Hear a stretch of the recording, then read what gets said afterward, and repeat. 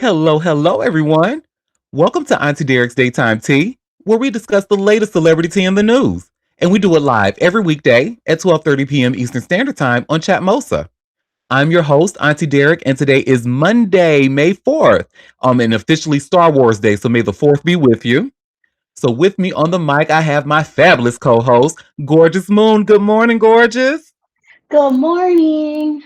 Good morning indeed. And shout out to the listeners holding it down in the chat as well. Well, y'all, I think we got some good old tea to sip through. A lot has happened over the weekend, so let's go ahead and jump right in. Like my Tea chicken would say, it's time. tea time. Yes. Well, the first thing we want to start off, Rick Fox, we talked about him. Rick Don't Play With It Fox.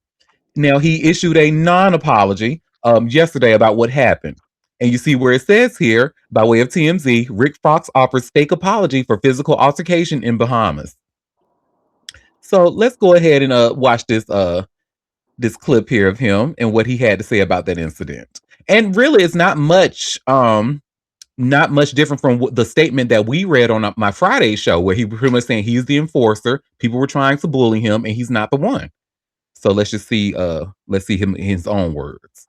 I want to apologize to my family here or anywhere in the Bahamas if they are meeting the enforcer, the defender, the facilitator for the first time, someone that for his entire life has fought for right to defend his teammates, to defend the people he loves and the country he cares about.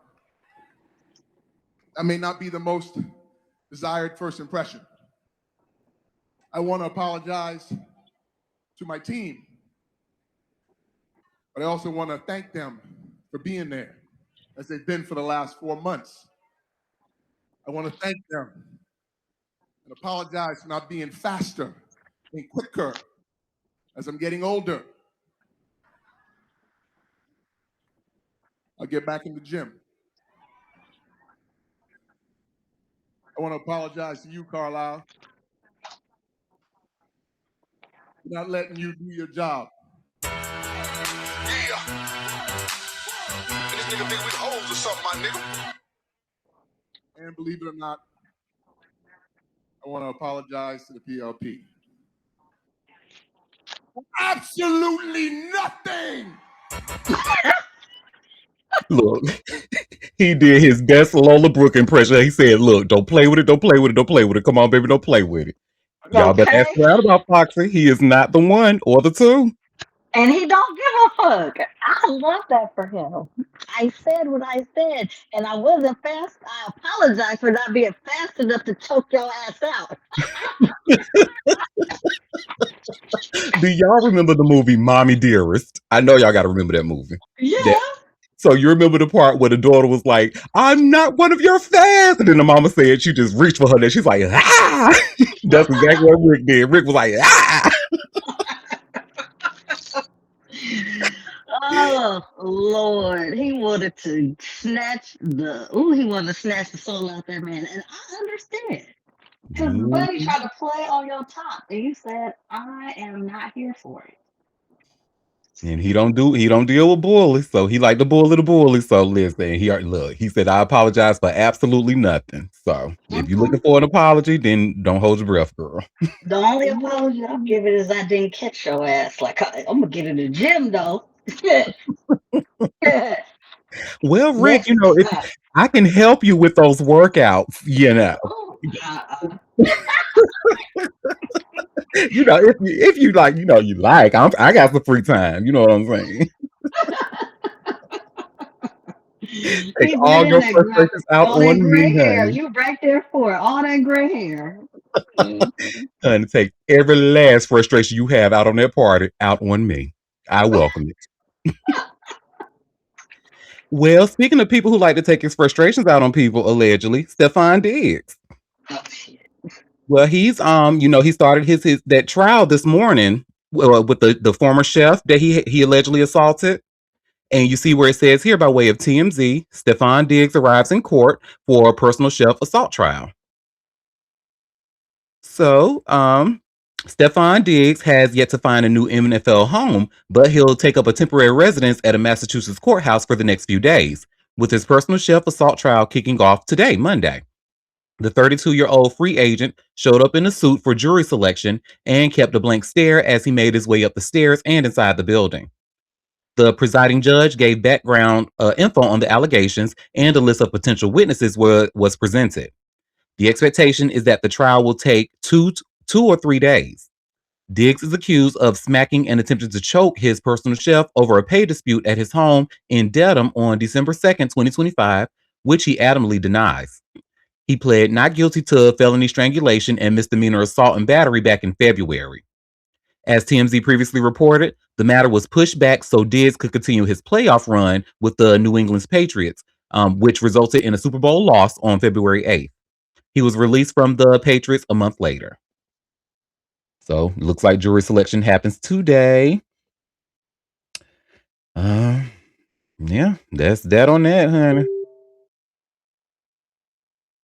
Oh, look, we have a comment saying we'll be competing because I love me some Rick. Honey, we don't have to compete, honey. That's enough men for he can handle all of us. You saw what he was able to do in that video. That's enough man for everybody. Enough Rick for everybody to go around. But Stefon, though, now I don't know that one. Child. But we gonna see, honey. He said he didn't do it. I mean, my thing is, honey, where there's a pattern, where there's smoke, there's fire.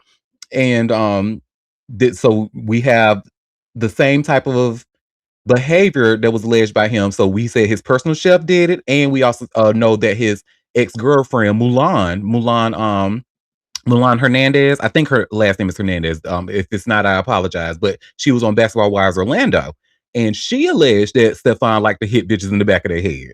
So I'm seeing a pattern. But he says he didn't do it back in February, so I will continue to follow this story. Well, speaking of Stefon's baby mama, Cardi, she's out here not making a fool of herself. She's out here being a supportive friend. She actually got to see Meg Thee Stallion on her last show in Moulin Rouge. And she went out there with Kandi Burruss and them. And y'all should see, I just shared here by way of people. Cardi B supports Megan Thee Stallion at rapper's last performance in Broadway's Moulin Rouge, the musical. So I'm just going to share my screen, and Kandi actually posted this on her Instagram. And I just have to say, Kandi looks good. Riley looks good, baby. And it's just like, we've been watching Riley since she was just a little cute girl with them little cute little chubby cheeks. And now Riley is a full-grown young lady, and I love to see it, honey, looking just fabulous, just like a mama. I love it. But there goes Megan, Riley, Cardi, and Kandi. You will never. Look. You will never. There's nothing you can do that's gonna make me hate on Meg or Cardi. I'm sorry. This is the standard. I'm sorry. Everybody else is some bullshit. And even Kandi. Kandi has been that girl making that money. Amen. What I say, honey, the last time, I ain't gonna say no names, but a certain somebody was talking down on Kandi Burruss when they was last here, favorite tourists. But but I was like, baby. One day I was like, Kandi being Burruss, honey, That is true. Now, does she have a great singing voice? No. It don't matter. But baby, she is a top tier businesswoman. She took that escape group and flipped it and been making money. She writes hits. Look here. Stop playing with Kandi. Okay? Yeah, Stop it's playing. collecting residual checks, honey. And then when people will use the argument that she can't sing, I'll be like, well, if she can't sing, then she wouldn't won season 3 of Mad Single. Now there is an argument that she paid for that trophy, but whether she did or not, she got the funds to pay for it if she did do it. That's what I'm saying. She can write. Look, everybody that's a writer can't be a singer. It's okay. It's okay. And y'all are right. She is one of the greatest songwriters out here. Cause and you remember we just went over that list of 30 great songwriters by who was it? The New York Times put that list out. I was actually surprised that neither Kandi Burruss nor Jhené Aiko were on the list, because we know both of them can write up. These girls can write a motherfucking song, honey. So yeah. Well, shout out to Kandi. What she said in this video. I didn't see this. Ooh, no sound. Ooh, this is ghetto. Well, no, I don't think so. I saw something else that didn't have no sound. I was mad. Hmm. But they look cute. So And cute. I've said here on this show before, the reason I didn't like Cardi was not her fault because I just felt like they were, but fuck all that. This girl has done nothing but just shown support, and she's been nothing but a girl's girl out here. And I can admit when I'm wrong, and Cardi's out here doing the thing, and my opinion about her has changed. I like her now. So Yeah. Look here. And setting records and being the fucking standard. Both of them. yeah, she did not have to do that at all. She didn't have to do that, but she did. But that's And, her and because that's her friend. That's that's they her for real friend. life friends. And she ain't out here. She's not even the one out here bragging about it. This was on Kandi's Instagram. So this is a good look, and I like it. Well, y'all. Speaking of somebody else who supported Megan, so the Root online, they just released they put a post on their Instagram showing support of Megan. And somebody else commented on that post, Erika Alexander, who famously played Maxine Shaw on Living Single. This is another somebody who I've always liked. But y'all see where it says here. So from the Justice for Megan or Standing for Megan account on Twitter, you see where it says Erika Alexander from Fall and Rise of Reggie Dinkins and Living Single just shared her thoughts on the Root online magazine post that was dedicated to Megan Stallion, and she added these long, beautiful messages, pretty much essentially saying, "You are more than enough. Be you, my sister." So first, I'm going to actually show the Root's post. And y'all see where the Root said, "We love you, sis. We are lifting you up. We are praying you through. With love, Latasha Brown, a Southern Black girl, and P.S. and Clay baby, forget you. I write this on behalf of all the Black women who have felt love betrayed them. It did not. It is only pushing you to higher ground. Signed, Latasha Brown, and mama, sisters, and aunties, and Black girls everywhere." So let's go to Erika's amazing post. I thought this was so sweet. So Erika starts, "Bravo. Thank you, Miss Latasha Brown. I love both these beautiful women so much. Megan, you've been in my thoughts, and I'm grateful that you're on this grimy planet making it spin faster and brighter. What happened to you is a violation and a betrayal of the highest order, but it was not because of you. You don't deserve that kind of disregard and disrespect. And yes, you are more than enough. It's his lack of capacity and lack of integrity that failed to meet your need to meet your needs and expectations. May he become a better person from this point forward. Be you, my sister. Megan, your heart will find," let's go to the next one, "peace. Your body and mind will rest, recover, and be rehabilitated. You will continue to create a life that you love living. May all small minds and low energy people be repelled by healthy boundaries. In the meantime, breathe, dear young sister, and just do what's in front of you. That's all. If you're ever in doubt, remember you don't have to do nothing but breathe. That sadness and grief you feel is not bottomless. It's also normal after a traumatic experience and loss.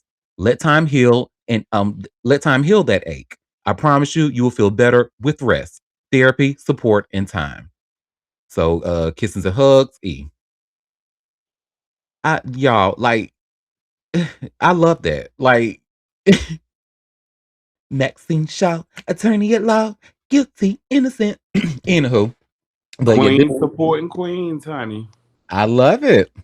It's everything. That was such a thoughtful written note by Erika Alexander, and it just shows that there are people who understand Megan is going through a very difficult time. She's been through a lot of challenges, and she's always had to remain extremely resilient because people are out here, unfortunately, targeting her. And it's a shame that, everybody was so happy for her when she got with that, Wonder Bread looking mofo. Everybody but Auntie Derek. Yes. Oh, yes. Yes. I have given you your flowers.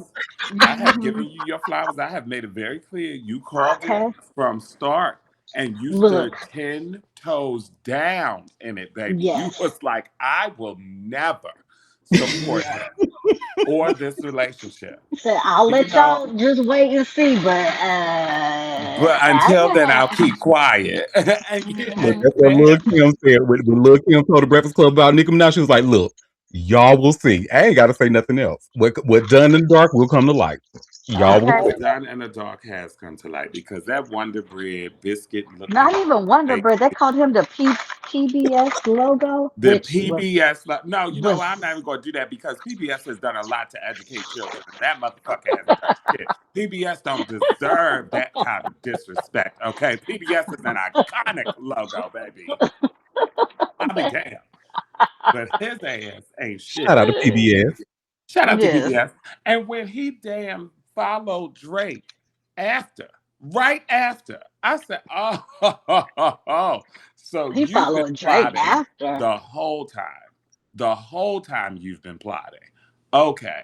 So Erika, love the message. I know that somebody shared it with Megan. Because she probably is off social media for a while. But I hope that somebody did share it with her so that way she can know that there are people out there who love her and support her. Because these people ain't shit. Or these men. You know, these men ain't shit. Hello, and then crashing out on his boat. Like boy, how you not happy? You on a boat, you on the water, you got your money. Why are you crashing out on a boat? That's stupid. Also, Auntie, I remember one thing you had said something about his face was covered, and people were saying that he was covering his face because of the nose comment or whatever. I Mm-hmm. honestly think he was just covering his face to be able to breathe while he was driving the boat. Because sometimes when you're riding out on the water on the boat, you get a lot of what do they call that spray? You know, like the spray from the water and all that other stuff that Well, gets he should have all. been just fine with that surfboard nose. Oh, Goodbye. Surfboard. and you know, I rest Surfboard. my case. I rest my case. To hell with a Clay. And you know what? To hell with him because we were actually like, because I did root for him a little bit when we talked about on this show, like the day after Megan's birthday. It was on the February 16th show. We learned about him signing that lifetime sneaker deal with Anta. But we was like, oh yes, good for him, good Clay, you know what? And I'm like, well, at least if she gonna cry, at least she gonna be crying in a Bentley and not in a Honda Civic. So at least it work. But hey, Well, I don't know, honey, because they bought a house together, and so now she got to sell that damn home, and she crying I and it's remember that crying in conversation. somebody else's home. I don't know, honey. I just, Baby, when we talked about it, I was like, Megan, no, girl, what is you doing? Why is you buying a house with this man, girl? Nah. it just lets you know that you just got to remain an independent bitch. Woo! You got We to. have a comment saying, fuck And Roger Klotz. I am done for the day. Roger Klotz? Roger Klotz from Doug? I'm done, bitch. I am done. Oh my god! So for those of you who don't know what Roger Klotz look like, I'm gonna show you his picture real quick so y'all can see why this shit's so damn funny. Oh my god, this nigga do look like Roger Klotz. Hammy, you are brilliant. Real Oh, down. Look oh, like Roger Klotz, down. what the hell? He do look like nose and everything, child. Oh my god, I am done. Done. Well, that's on that. What I got next for us, honey? Uh, y'all, so we just talked about on Friday's show about Spirit Airlines. I won't spend too much time on this next story, but the story that we talked about on Friday, right before the show ended, like, hey, look, they saying that Spirit Airlines about to go out of business, honey, and they weren't even successful with the government. The government tried to bail them out with $500 million or something like that. The story we were reading.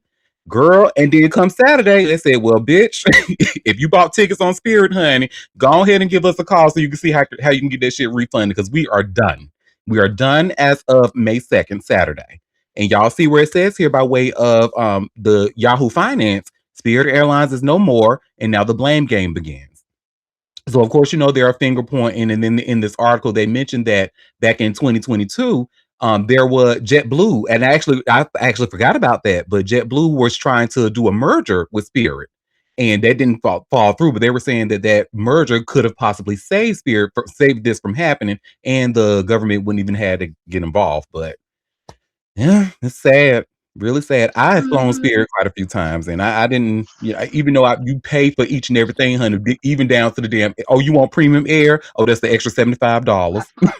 Look Premium here. air. Bitch, you want to fly at 36,000 feet? Girl, we need 100. Okay, $100, baby. because we ride at 23,000. Fuck you Now, talking if you about. just want to get there with a seatbelt, honey, then that's about $30. But anything else after that, baby, we. Okay, so I hate to sound elitist. I don't ride for the elitism of air travel per se. I was team no spirit, mostly because I hated, like you were saying, Auntie, the a la carte style of spirit. And I understand that from a very, ultra low budget carrier, a la carte is the way to go because people don't need to print out their boarding pass when you can have it on your phone. You don't need to have, or you don't want to have to pay for space above if you're really only going to have a book bag because you're doing a day trip. And so you put the book bag under your seat. I don't need to occupy that space above me. Go ahead and use that space for somebody else. So I understand that. Personally, I don't fly Spirit. I flew it one time in life. And when I did fly it, Spirit came in handy because I was in graduate school. I was living in yes, I was in graduate school. I was coming back and forth. I was going from Atlanta to Pittsburgh and Pittsburgh back to Atlanta because I had to fight a traffic ticket. And, I was poor. I was poor, right? Like, I mean, I am poor. Let me make that very clear, Auntie. You know how I feel about that. I am poor. I'm not broke. Broke is a state of fact. Poor is a state of mind. I am financially poor. And I was financially broke back then, okay, bitch, because I was in school. I ain't have no coin.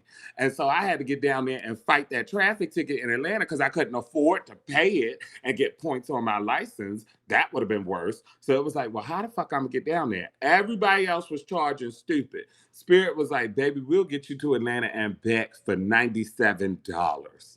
Say less. Put me on a Spirit plane. That's when I found out about the a la carte shit. Because I was like, oh, okay, well, I'll just print out my boarding pass. They was like, that's $5 if you want that. Well, I have a phone.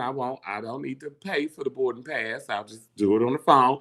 And then it was like, oh, you want to sit in a seat that's comfortable because you're tall and you got long legs? $30. Oh, okay. Well, just put me in the back of the bus, put me in the back of the Airbus, and we'll get down there because I need to go to the court. I need to tell them people I ain't caused no accident. So they need to forgive this because at the time, Atlanta had like, first moving violation forgiveness or whatever, type shit. But they wasn't trying to give me that online because the officer didn't complete the ticket correctly and left the point of like, did you have an accident blank? And so I had to go to the court to tell them, no, bitch, I ain't caused no accident. Wasn't nobody injured. I just got pulled over. But Spirit held it down. They held it down. Now, the reason why I stopped flying Spirit was because I was flying from Pittsburgh to Atlanta and back to Pittsburgh. If anybody knows anything about Pittsburgh, Pennsylvania, the Burgh, for your Steelers fans out there, fuck you. Fuck you. Oh, he said that. Not here at Auntie Dare's daytime too. We don't want no smoke. I want all the smoke with the Steelers fans. Auntie don't. But I'm for Baltimore, baby. Ravens all day. But anyway, to the people of Pittsburgh, I do love the people of Pittsburgh. They're very, very down to earth. But Pittsburgh itself is in the mountains. It's up top. It's up there. So when we was flying back into Pittsburgh from Atlanta, we coming from the flat into the mountains. And baby, that Spirit plane started shaking, honey, because them winds, them mountain winds are something fierce when you trying to land a plane, honey. And that Spirit plane was shaking, honey. She was rattling, honey, like the bitch said, shaking the table. And I was like, ooh, Spirit trying to make me a Spirit, and I can't have this. I can't have this in my life. But at the end of the day, 34 years of service, Spirit ain't never had a fatal accident. Never. So even though they might be a little shaky on landing, baby, they'll land you. They will land you. Okay? So shout out to Spirit. I think it's a tragedy that the government has allowed Spirit to go defunct, which removes an ultra low cost carrier out of the market, which then allows these premium carriers like American Airlines, United, most certainly that red bitch Delta. They allowed the girlies to charge premium prices for travel that shouldn't cost that much. because JetBlue doesn't operate everywhere that Spirit does. Frontier doesn't operate that everywhere that Spirit does. Spirit covered the girlies mostly on the East Coast anyway. You know what Yep. I'm saying? JetBlue has the girlies on the West Coast, and then Miss Frontier was handling the Midwest. So you really had each ultra low carrier covering a section of the United States. Take out a whole section, you fucked over people who can't afford to travel. And now travel becomes a premium because nobody's driving from Philly to Miami. And what are those cities going to do? You know, the thing is, people don't think about that shit, right? They think like, oh, you know, Spirit was ghetto anyway. We should get rid of it. It's like, yeah, we made jokes on Spirit. Everybody loved to clown a bitch. Ain't nothing wrong with them bumping their ghetto tunes in the sky. Good for them. You know, they bopping around. But at the end of the day, 17,000 people have lost their jobs. Majority of those employees were what? Black. Black. And if they weren't Black, they were people of color. If they weren't people of color, they were certainly women. Spirit had a very diverse employee base, an extremely diverse employee base. But outside of the financial impacts and the economic impacts of 17,000 people becoming unemployed overnight, let's talk about the impacts of the cities who had the revenue coming from the people who were using Spirit. Because, baby, if you could get your cheap flight down to the Miami, now you got a little bit of extra coin to spend on the bars and stuff, or the restaurants, or your Airbnb, or the shopping, all of these things that were making these major cities and these, tourist destinations viable. Most of it was occurring because people could easily get there. What you gonna do now that people can't afford to get to you? Shut the fuck up. I'm pissed. I'm pissed. Not for the fact that I will never fly Spirit again, because when they were shaking the table, baby, I said, I can't do that no more. I I be was just really table surprised landed. that it happening so fast. Like, we just talked about them planning to make it go out of business on Friday, and then by Saturday, well, bitch, here it is. It had been And declining they for a have been minute. through financial troubles in the past. Mm. So, I don't know if it was as What? drastically fast as we think it is. I think It wasn't. Because I they went through. honestly, right. Go ahead, Moon. Go ahead. No, I was gonna say they went through two bankruptcies. Mm-hmm. So this last one, they were holding on and doing all right, but then when you Yeah. had the jet fuel shoot up, they just did not have the cash on hand to Yeah. When the for the prices demand. doubled, it was a wrap. And I honestly think that they sounded the alarm too late, particularly when it came to jet fuel prices. They should have been sounding that alarm as soon as the Iran war started and they saw the price of oil going up. Because as soon as the price of oil goes up, the price of jet fuel goes up, because you have to distribute that and you have to process it in the plants and all that good stuff. And that processing is going to take forever. And if you charge them more on the front end, on the upstream side, you best damn sure believe that you're going to charge more for the downstream side of it. So they should have been raising the alarm weeks ago. To wait until it's gotten to a drastic point like that is also a sign of bad management. But we've seen that they've already had bad management because they went through two bankruptcies. So it's really unfortunate on all ends. Terrible. Yes, indeed. And while we're talking about airport or airplanes, we won't spend too much time on this next story, because I really actually didn't read much into it other than the video that they kept circulating. But on the New Jersey Turnpike, that airplane that hit that man in that truck, and thank God he survived that. Yeah, what? I still ain't seen like what was going on with the plane. What the hell? Me either, girl. I didn't even read into the story, but it says here by way of NBC New York, shocking video shows United Jet hit truck on New Jersey Turnpike in Wild Newark Landing. He was lucky. He only got he walked away with scratches. I mean, blessed. And this shit was so quick, y'all. Oh my God, it was crazy. Let me I'm gonna share this video here. Ooh. New video into our newsroom tonight. This is the moment a plane hits a tractor trailer on the New Jersey Turnpike. Police say that jet was traveling from Italy. It was trying to land at Newark Airport.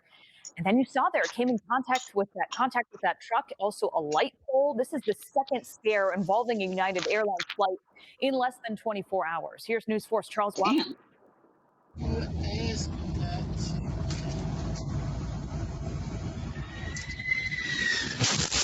Oh, shit. Video from inside of a Baker's Express tractor trailer showing the terrifying moment a United Airlines plane slams into it as the truck operator drives southbound on the New Jersey Turnpike shortly before 2 Sunday afternoon near exit 14. Holy crap, that could be bad. New Jersey State Police telling News 4 United Flight 169 was approaching the runway when the landing tire in the underside of the plane collided with the pole in the tractor trailer. Video inside of the truck showing shattered glass flying around the cabin as you hear the loud boom from the collision. He was dragging it in, and so his effort must have been that he wasn't going to land at the normal target of 800 some feet down a runway, but he was going to try for the end of the runway to shorten his distance for stopping. Former commercial pilot J.P. Tristani says the pilot was attempting to touch down on the shortest of 3 runways at Newark and was likely trying to secure as much space as possible to safely land the Boeing 767. He questions the pilot's decision-making in this scenario. Why? That's a judgment call.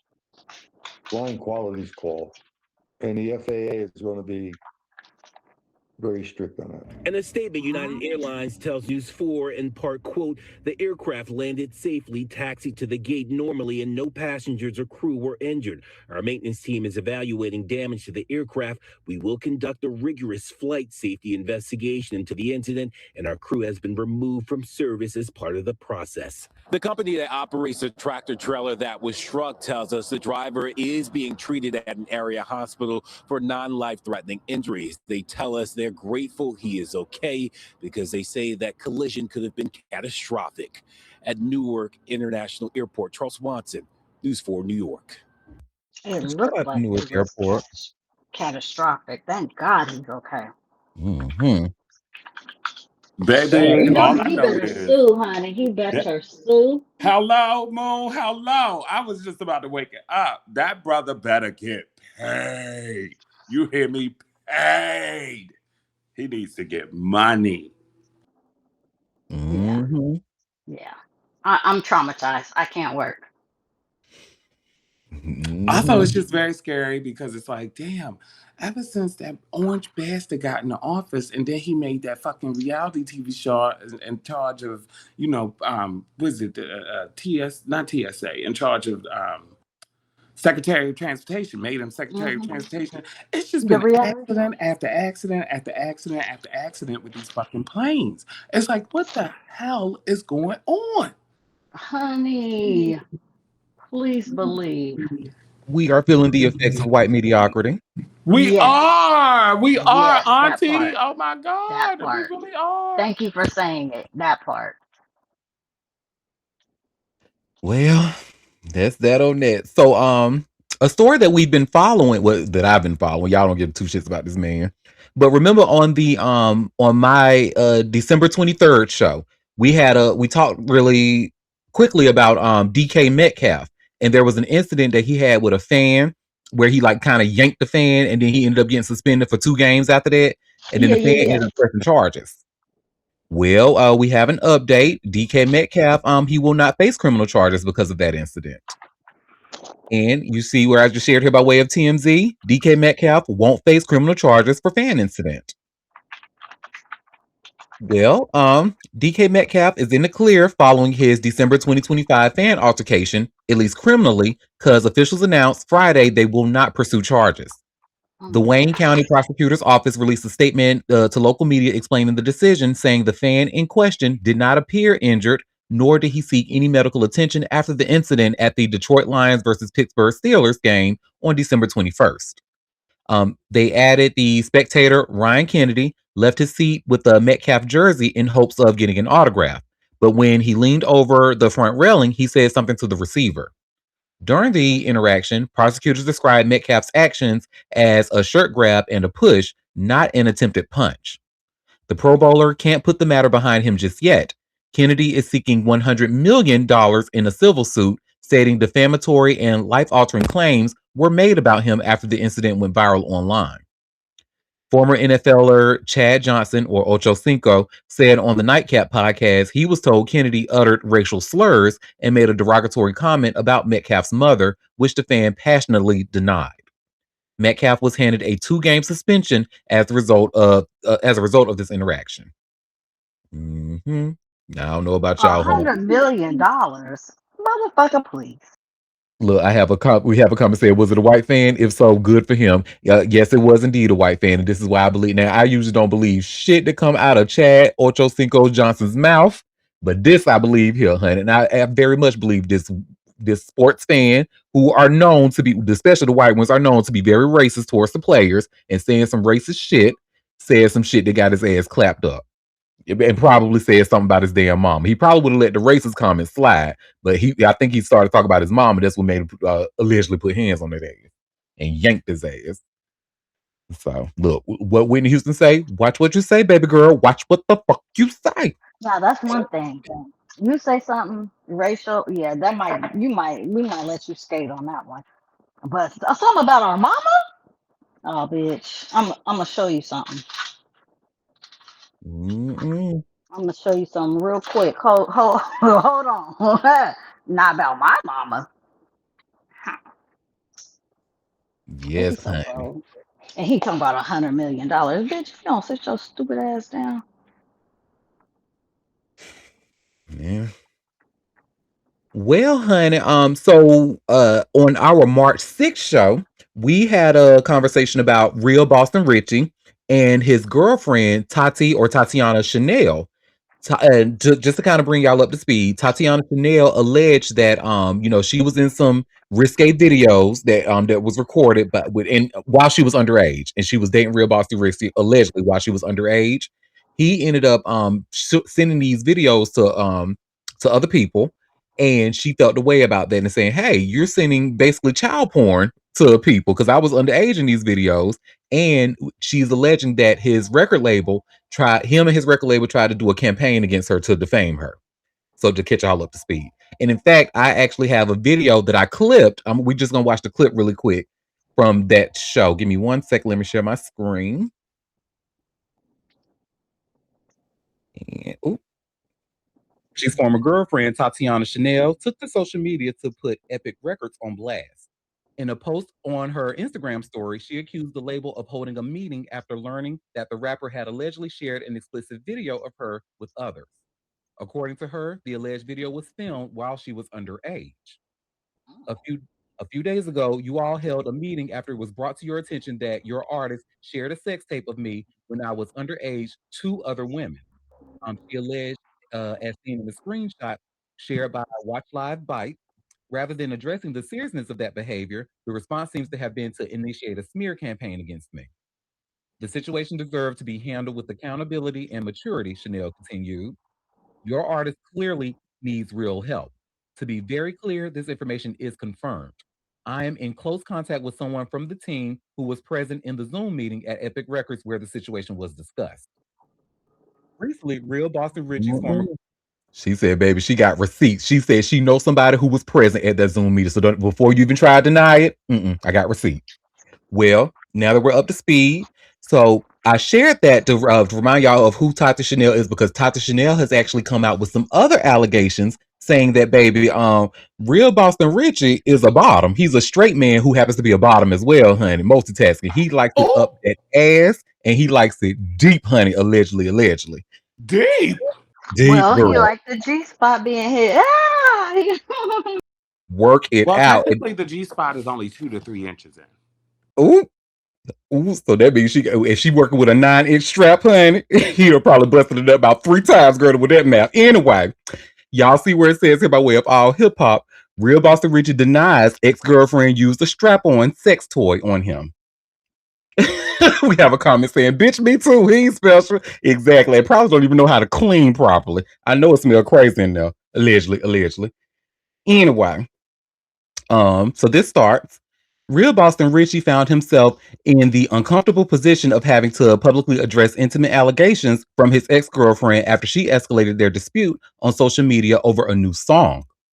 The 29-year-old Florida rapper released Bitch You Weird on May 1st, and his former partner, influencer Tatiana Chanel, believed the track was directed at her, so she threatened to expose him unless he took it down. When he didn't comply, she followed through with a series of posts detailing various accusations, including claims about a strap-on sex toy that she said she purchased and used on him during their relationship. In an 11-minute video response posted on Sunday, May 3rd, Richey addressed the allegations head on and explained why their 2-year relationship ultimately fell apart. He attributed to the breakup to his own infidelity, stating that he couldn't stop cheating and that he had numerous other romantic interests. You can't say I made a song about you. You know I got 100 hoes, he said in the video. I got 100 girlfriends. That's the reason why we broke up. I can't stop cheating. He also claimed that despite their relationship issues, he always protected her reputation and never spoke negatively about her publicly. Regarding the specific allegation about the sex toy, Richard denied that it was used on him, suggesting that it was instead that it was involved in his encounters with other women. The rapper's troubles extend far beyond this personal dispute, however.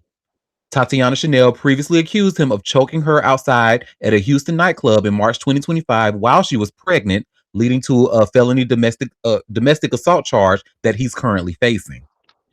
Beyond the domestic violence allegations, Richey has also been entangled in federal legal proceedings. He was acquitted on 2 firearm counts, but faces a retrial on drug conspiracy charges. On a drug conspiracy charge, with a hearing scheduled for May 20th. Despite these mounting legal challenges, the rapper has continued to release music in 2026, dropping Bitch You Weird and Fine Shit. I have a question. Go ahead, bro. Why would a male with a working penis be using a strap-on? So, and there are now, I don't know if this is his case, but if he is not big enough, like, so usually they don't have enough dick. They do have like this extension toy. So Well, I don't know. what's worse, to admit that you ain't got enough, or you taking it. I don't know what's worse. You know what? I would be a real man about your shit. You know, people will respect you if you That part. Yeah, and, be a real. and at the end of the day, sexuality is fluid. There can be straight men who like taking dick. Especially if the woman is giving it to you. If it's not coming from a man, it's not gay. It's There okay. you go. They It's just okay get if your a G woman spot. wants They to just top hit you. the G spot. Y'all ain't Yes. gonna never know what that feels like. I Yes. don't know. I know it because I know when my G spot is hit, it's a good time. So I don't know. Oh, I thought yours was called the P spot. No. It can be called a P spot if you're nasty. No, it's called the G spot. But let me tell you, baby, in mind, maybe because maybe I'm just a little vanilla because I've never run into a man that's using a strap to, and I mean, yeah. That's Let me pretty stop. normal. Huh? There's a lot of men Yeah, that honey, and they asked me for look. I was actually happy to give them advice. It was like, yeah, my girl want to try something, and I'm open minded. Ain't so how you and I tell them straight, look, bitch, it's going to hurt. So don't think for 1 second it ain't gonna hurt. That shit gonna hurt like a bitch, but it's gonna hurt at first, and then it's gonna start to hurt so good. That's the part where you want to get to when you start hurting so good. No, I meant like you little masochist. using it on the women, using it. Yeah. Oh yeah, yep. That was I have not had to run into that situation. That's the thing, honey, because some people just, that the average size is not big. And so, luckily, I haven't run into that issue. Well, and I hope that you never run into that. Me too. Me too. I mean, I have seen a pencil. Oh God, that was bad. That was bad enough. Well, Moon said I only be in the Arby's where they got the meats. I don't know what the hell y'all be doing over there, girl. Okay. Look, that pencil. I mean, I know there are micro penises that are, and they need that in their life, and I understand. Oh my God, we have a conversation. That poor little pussy.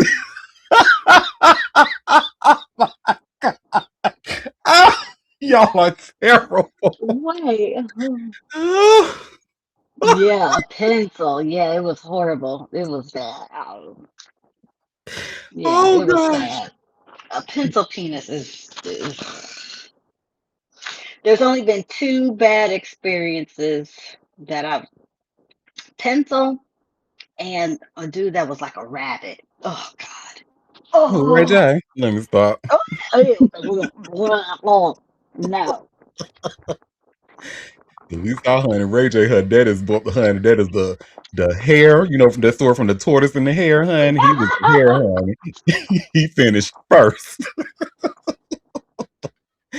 Well, that is that. That was a really interesting conversation we had about pegging and G spots and all of that. I love this. And micro penises and pencil penises and yeah.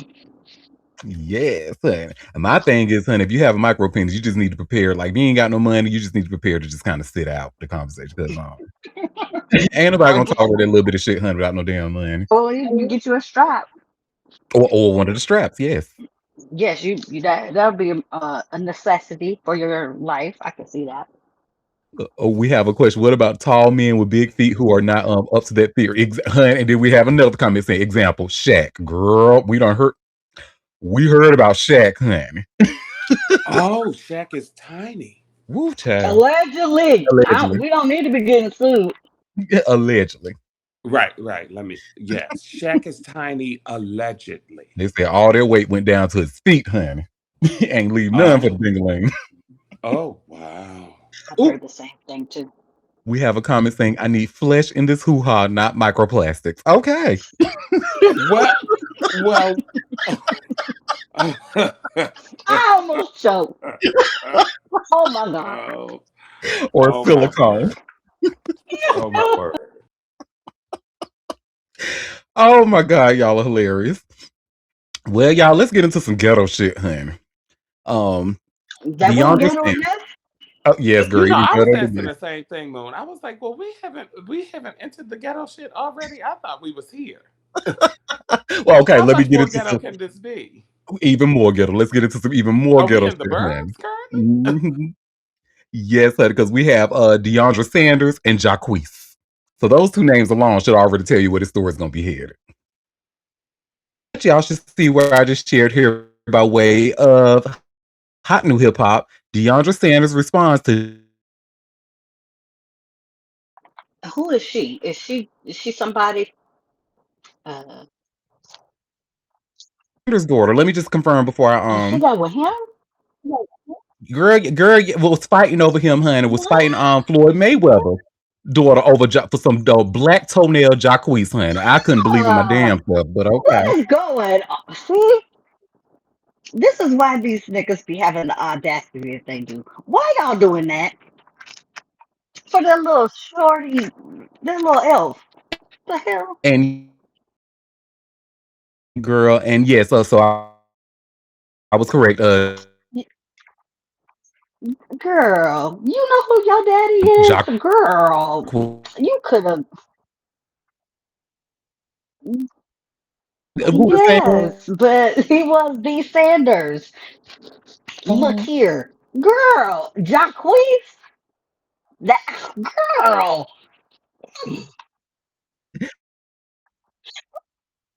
Yes, honey. The very thing to be giving us the king of R&B. Girl, get off the floor. Black toenails, honey. One time he put his damn. I want to see that. Girl. Well, soon after the birth of Snow, the two ended up separating and have been co-parenting ever since. Some hiccups along the way. Back in December, Jacquees accused Sanders of keeping. Over the weekend, Deiondra Sanders took to her Instagram where she addressed the narrative surrounding shade room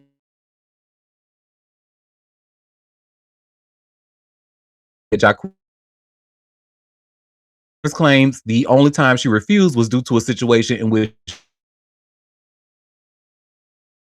at that time they were allegedly friendly with someone who threatened, also much younger, and Sanders did not feel comfortable with the situation. That's from Jacquees, who called,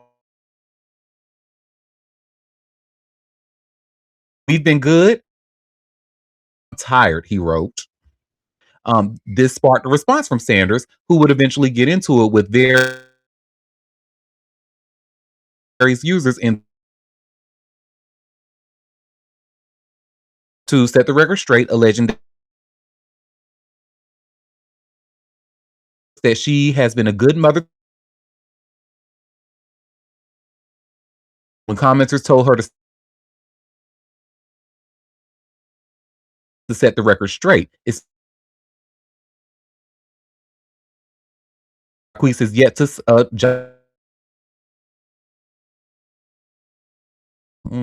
get so. No, and I'm girl, At least they ghetto with I money. am A bunch. so disappointed, girl. Access to all these niggas, and that's what you choose? My God, I'm so disappointed.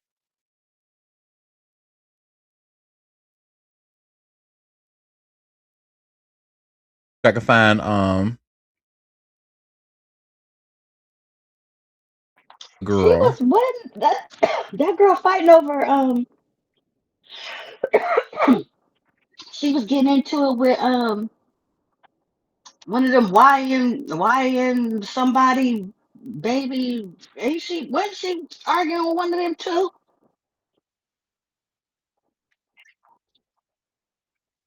So much. So yeah. I thought she was Okay. baby mama to the one we was talking about that's in Utah or whatever. Yeah, yeah. Oh, I thought that's who I thought that's who she was fighting girl, I over or don't know. I don't think so, but shit, you never know these days, girl. Don't quote me. But that is that one news that y'all don't care about. Cameron D, in her 50s. My their God. third Good luck, child. sister. So, and I'm gonna be completely honest. I'm not. It might be bringing this baby in through Maybe, surrogacy. probably. And y'all see where it says here, Cameron Diaz and Ben. And the reason I'm thinking it might be through surrogacy, because anytime a woman is pregnant, honey, a lot of times we see pictures of, a lot of times women are happy to share that moment with people, especially if there's someone like a Cameron Diaz. But then again, if I remember though, have we really seen her? Because she got two other kids. Have we seen her No, pregnant before? I can't she's been remember. low key. She's been under the Okay. radar since she got with him. So basically Cameron Ben Uh-huh. Diaz. So But yeah. she may be because I think she's in her 50s, so she may not be carrying this baby. But that's funny because he's the one that was with Hillary Duff in the beginning when she was a teenager, remember? Or was that his brother? Don't give me the line. That might have been his brother Let me who see. is married to Nicole Richie. They sound you know more than I do, honey. Let me see. I just googled Benji Madden and Hillary Duff. Oh, it says, yeah, she famously dated Joel Madden, his twin brother. Oh, okay, well, you just put me on, girl. Look, we have a comment. You were right regarding your statement preceding the story. Yes, honey, they're giving birth to a son. They're bringing in Nodis Madden into the world. This was the post on everybody want to be Beyonce so bad, honey, with all this damn symbolism. Y'all are not Beyonce. Just say what the fuck is on your chest and stop trying to be cute with the symbols. Look at this shit. A cardinal. And girl, what is this? Girl. What Cookie Line say? Everybody want to be Beyonce, but nobody wants to do the work. So, but yeah, cute for them. And they're giving birth to Nada. So congrats on the happy couple. And yeah. So next. What we got next? So Daryl Sheets, the man from that reality show who the Storage Wars, who ended up committing suicide. His son actually breaks his silence about the his father's death. Oh, he committed suicide? Yep. Mm-hmm. It wasn't a heart attack? No, I've read. Let me double check. I didn't know. I Yeah, it thought was it was suicide. just something health wise. I didn't know he committed suicide. Damn. Yep, and y'all should see where I just shared here by way of TMZ. Storage Wars star Daryl Sheets' son breaks silence on his death. And so Brandon Sheets, the son of the late Storage Wars star Daryl Sheets, has broken his silence on the sudden death of his father. Brandon wrote about his heartache in an emotional Instagram post alongside several photos of the late reality TV star. He penned, "I love you, Dad, and I will try my best to live in your honor and respect our family. Let's all continue to build those memories and keep the legacy that is Daryl the Gambler Sheets." He went on to say he needs more time to process the shocking loss and wants everyone to remember all the good his father was. Brandon concluded, "The love we all have for this man and all his kindness is only a small portion of who he truly is." He posted once more, this time with the video slideshow of Daryl looking as happy as can be at a wedding, a beach trip, and more. He wrote that he misses his father alongside the video. TMZ broke the news of Daryl's shocking death. He died in April from a self-inflicted gunshot wound to the head. Officers responded to a report of a deceased individual at his house at about 2 in the morning, and he was pronounced dead at the scene. Storage Wars was in the middle of airing its season when Daryl died. While he did not appear in the show's latest installment, A&E paid tribute to him with an in memorandum card during the April 25th broadcast. In addition to Brandon and Brandon's son, Daryl is survived by his daughter, Tiffany Sheets. He was 67 years old. And then TMZ ends with, "If you or someone you know is struggling or in crisis, help is available. Call or text 988 or chat 988lifeline.org." Oh, so we have a comment saying he did indeed have heart issues, but it was suicide. So sad. Oh, we have a question. Who did he vote for? Not listen. I know the other one. No shade. I'm just letting that ride. I don't care. I watched him. They was on Storage Wars. Moving on. He gone from the earth now, so it don't even Right. matter. And this is another nothing burger story I got. So remember we talked about that JP Morgan executive who had she had a Ooh. employee come to saying alleging that she was being inappropriate with him and saying, "Oh, that's my little brown boy. Let me drop my pen and bend over her. Let me get some of that Middle Eastern penis." Anywho, allegedly. Well, honey, his dad has actually come out to defend. Excuse me, I'm sorry. His dad come out to defend him, and of course, like her father would, I'm sure. But we've read a story how saying, okay, this is kind of a lot of people are saying, hey, this might be a fabricated thing that he did. Well, you see how TMZ says JP Morgan exec's dad defends son amid sexual harassment suit against female boss. So, the dad of the ex JP Morgan Chase banker who sued his female boss is standing by his son amid scandalous allegations.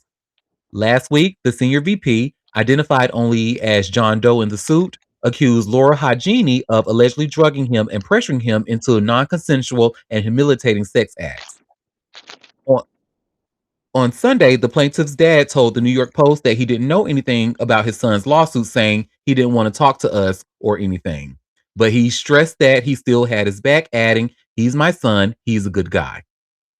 In the lawsuit, Doe claims Hagini slipped him roofies, the date rape drug, and allegedly forced him to have sex while she scolded him and made him cry. The suit also claims Hagini would call him things like little Arab boy toy and little brown boy while engaging in unwanted activity. Doe says in the suit that in one instance, Hagini allegedly offered him a birthday BJ, claims that she grabbed his junk in another. The lawsuit also alleges that Hagini told Doe she owned him and threatened to ruin him if he didn't have sex with her. Hagini categorically denies the allegations, and her lawyers previously told TMZ she never engaged in any inappropriate conduct with this individual of any kind and has never even been to the location where he alleged a sexual assault supposedly took place. A spokesperson for JP Morgan also told TMZ last week that they conducted an investigation and they don't believe there's any merit to those claims. The spokesperson told TMZ, while numerous employees cooperated with the investigation, the complainant refused to participate and has declined to provide facts that would be central to support his allegations. On Friday, a court representative told People that Doe's lawsuit had been returned for correction, but it's unclear what corrections will be made and when it will be refiled, if at all. Ooh, we have a comment saying, "Oh yes, the Timu Borat." Yes, funny. Well, I thought that it had come out that they found out that he was lying.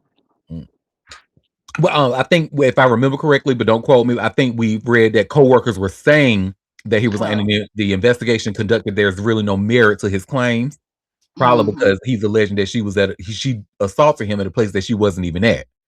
So, was this the one that used ChatGPT? I believe that detail was in there. But don't quote me again. We just kind of skimmed through that story. So, but look, all you see, women in male dominated fields, honey. Hey, girl. Hey. Hey, Libra Queen. Well, that's on that. What we got next? So Ronnie from Jersey Shore. So he been going through it. And you all should see where it says here by way of TMZ. Jersey Shore's Ronnie Ortiz Magro posts raw depression confession amid concerns. And to be completely honest, I'm glad that he is, because when it comes to men and mental health, a lot of them don't truly speak out and they wait to the last minute to Daryl Sheets. I hate to say it like that, but look, next thing you know, you getting a call at 2:00 in the morning, the man has shot himself in the head. So, but anyway, Jersey Shore star Ronnie Ortiz Magro is breaking his silence after raising alarms with a string of concerning behavior. In a series of Instagram story posts Monday morning, Ronnie first shared the statement, "High-functioning depression is waking up each day with a face that works, but a heart that doesn't. Doing everything you're supposed to do while feeling nothing inside, and most days it's like being trapped in your own life, forced to keep moving even when every part of you wants to stop." He then shared a post raising awareness of May being Mental Health Awareness Month, and later an interview of NBA player Kyrie Irving declaring, "It's okay to be human. Like, I don't have to be perfect for anyone here, nor do I have to be perfect for the public. So I'm not here to dispel any perception. I'm just here to be myself." The first quote appears to be reposted from an account called Tika's Poetry. Ronnie's been struggling through recent appearances during the media tour for Jersey Shore Family Vacation. He appeared to doze off mid-conversation when the cast was doing a Sirius XM interview, and he was reportedly asked to leave early from a red carpet event. As TMZ first reported, Ronnie's troubles recently spiraled into real life. Cops were called to his Miami home in March after his ex reported a domestic dispute while trying to move out amid a breakup. Ronnie has struggled with addiction in the past, and he's been open about his trials and tribulations. Meanwhile, Mike the Situation Sorrentino offered support to his co-star last week, while also drawing the line saying, "I want to be clear that I'm not responsible for the actions of any other cast member." Child, fuck Mike Sorrentino. Ooh, we have a comment saying, "He still cheated on Sammy though." Ooh, ooh. Well, that is that on that. But yeah, I am glad, and hopefully, more men will follow suit. Like, speak openly about your depression, honey. For real, this is because what he said about high functioning depression, baby, is absolutely right. I live that shit, and it feels exactly like what he said it does. So that is that on that. What we got next? Ooh, Rudy Giuliani in the hospital, y'all. He didn't die, but he in the hospital in critical condition. Next. And you know what? Right? Because I don't The even give Grim Reaper has really been, do we need a replacement over Missing there? shots. The Grim Reaper has been missing shots. I don't think the Grim Reaper knows how to play basketball, y'all. I don't know. Is this a new hire?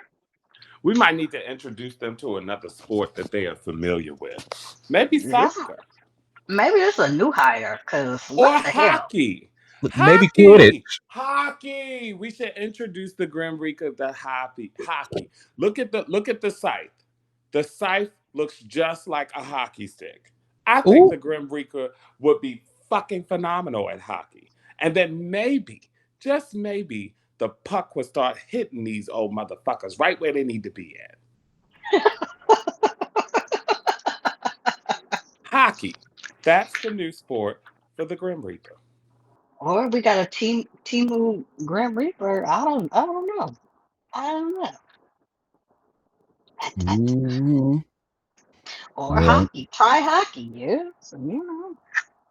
Cause they it's have it's no an reason easy why his layup. ass went to the hospital. They just know he's there in critical condition, and that's all they got for now. Prayers down. I say hell with a Giuliani, honey. Fuck her. Well, what we got next, huh? Girl, y'all, let me apologize in advance, y'all, because I just had to share this story with y'all. When I tell you, the president, that orange fuck, he thinks he is so impactful, honey. Like, he really thinks he is that girl.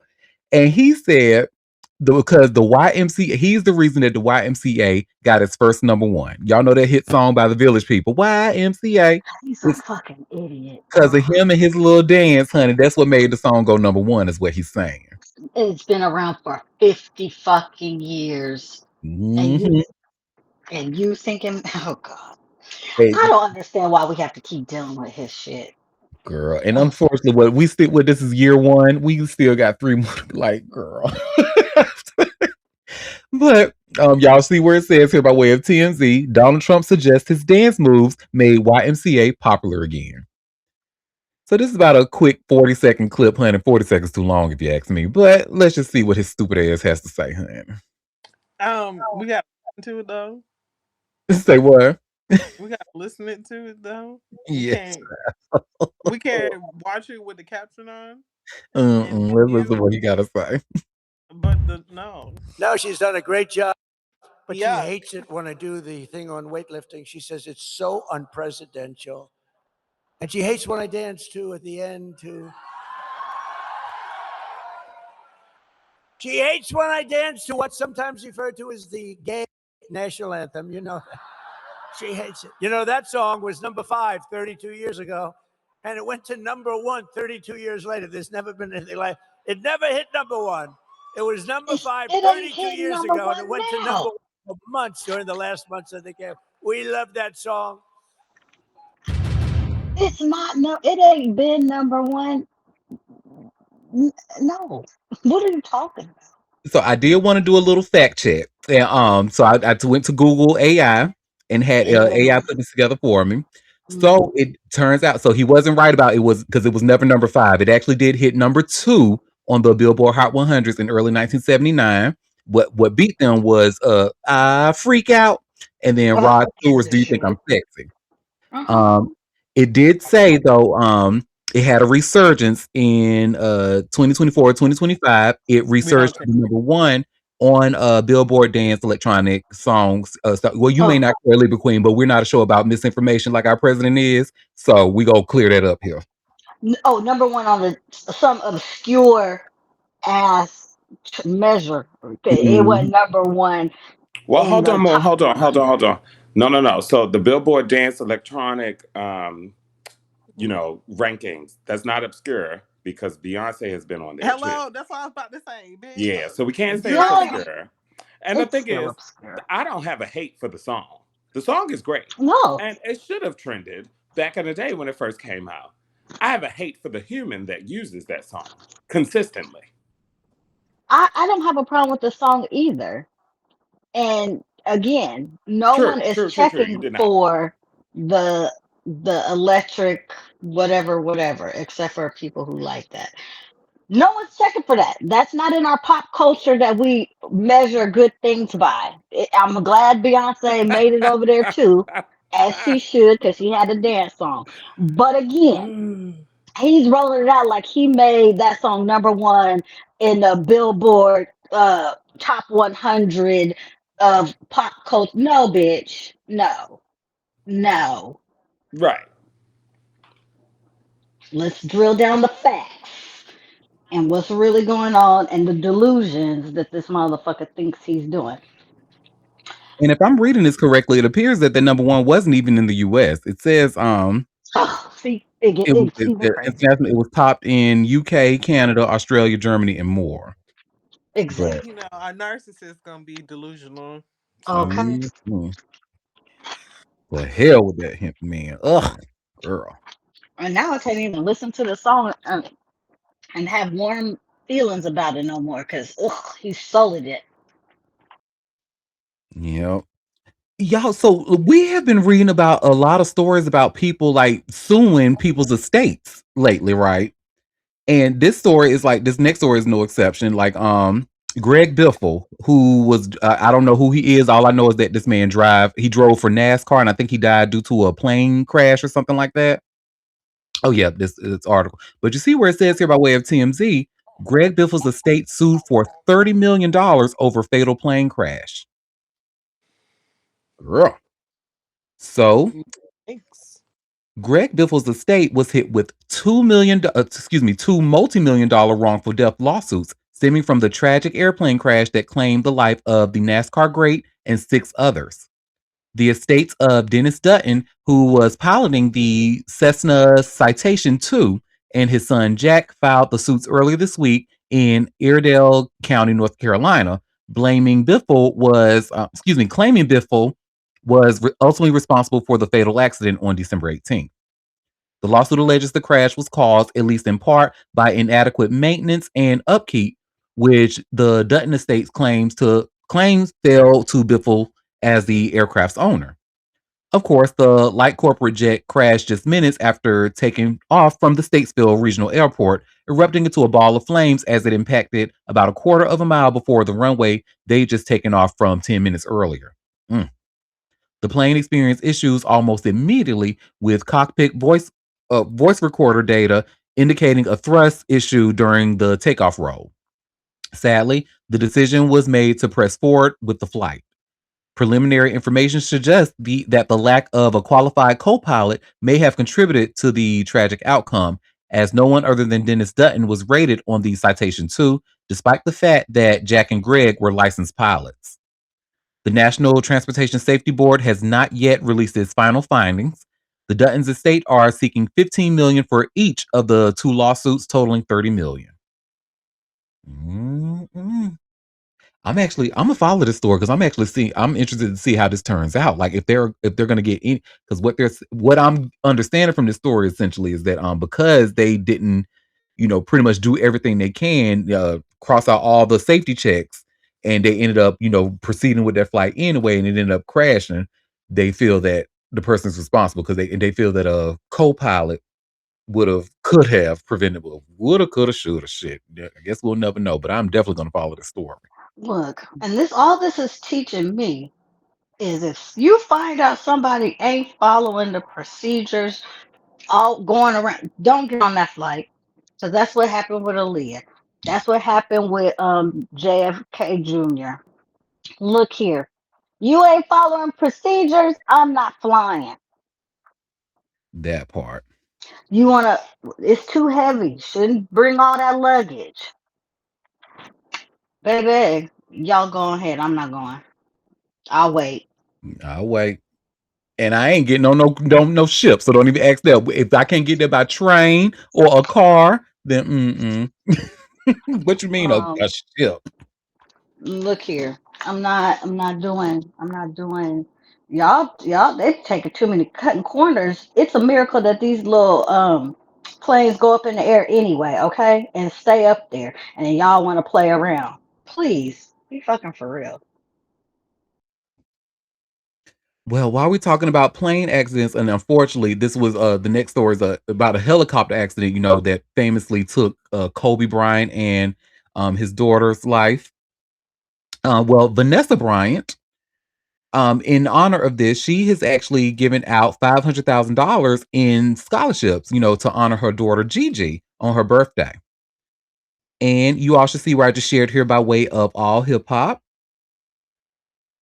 Vanessa Bryant awards $500,000 in scholarships to 20 student athletes on Gigi's birthday, which what would have been Gigi's 20th birthday. I cannot believe that girl was going to be 20 years old, man. But anyway, Vanessa Bryant stopped the internet on Friday with a gut punch birthday tribute to her late daughter Gianna that reminded the whole world that what real love and real loss actually looks like. May 1st would have been Gigi's 20th birthday, and Vanessa wasn't letting it pass quietly. She posted a photograph on Instagram of herself and Gianna together, captioning it, "Happy birthday to my sweet baby angel Gianna. Words can't express how much I love and miss you, Mamacita. Mommy loves you so much. Hashtag happy birthday, hashtag 20." LeBron James, Sabrina, I don't know how to say this girl name, Ionescu. If I said that wrong, I'm so sorry. Kim Kardashian, Sierra, Kelly Rowland, and Olivia Munn were among those who flooded the comments. Natalia Bryant, Gigi's older sister, dropped a string of heart emojis that said more than words ever could. The tribute didn't stop at the post. Through the Mamba and Mamacita Sports Foundation, Vanessa announced $500,000 in scholarships awarded to 20 student athletes from Los Angeles and Orange County, one for every year Gigi would have turned. Congratulations to all of our 2026 scholars. We are deeply honored to invest in your future, the foundation wrote. And to our Gigi, happy 20th birthday. Your vision, your spirit, and your beautiful heart continue to light the way. Here's the part the internet mostly skips. None of this exists without hip hop. Kobe Bryant didn't end up on the Eastsiders G'd Up video set in November 1999 by accident because he signed a record deal with Sony and was actually trying to build a rap career. At a 17-year-old, Vanessa Lane was on the same set working as a background dancer. Having spent the previous months for doing videos for Crazy Bone and Snoop Dogg after getting discovered at a hip hop concert in Irvine that summer.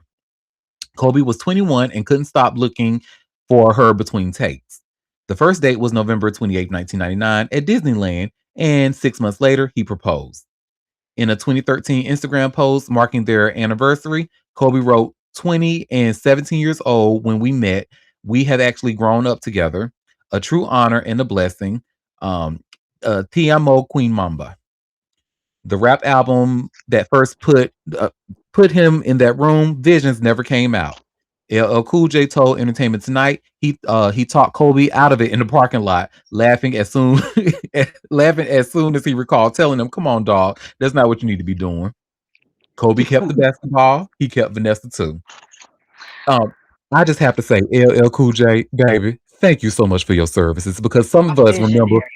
Listen, because some of us remember that single. Kobe Bryant actually had a single out, and Tyra Banks sung the hook on that single, y'all. And it is as terrible as you think it might be. Pure foolery. The song was called "Still Kobe," like "Still Kobe," y'all. It was awful. Oh my god, y'all. Also, I remember time was very distinctful. It was my early 20s, very early 1920, and MTV was all abuzz, and everybody was on it. And they were following him around, I think on this little particular date that they were on or whatever, or in the early stages of them dating.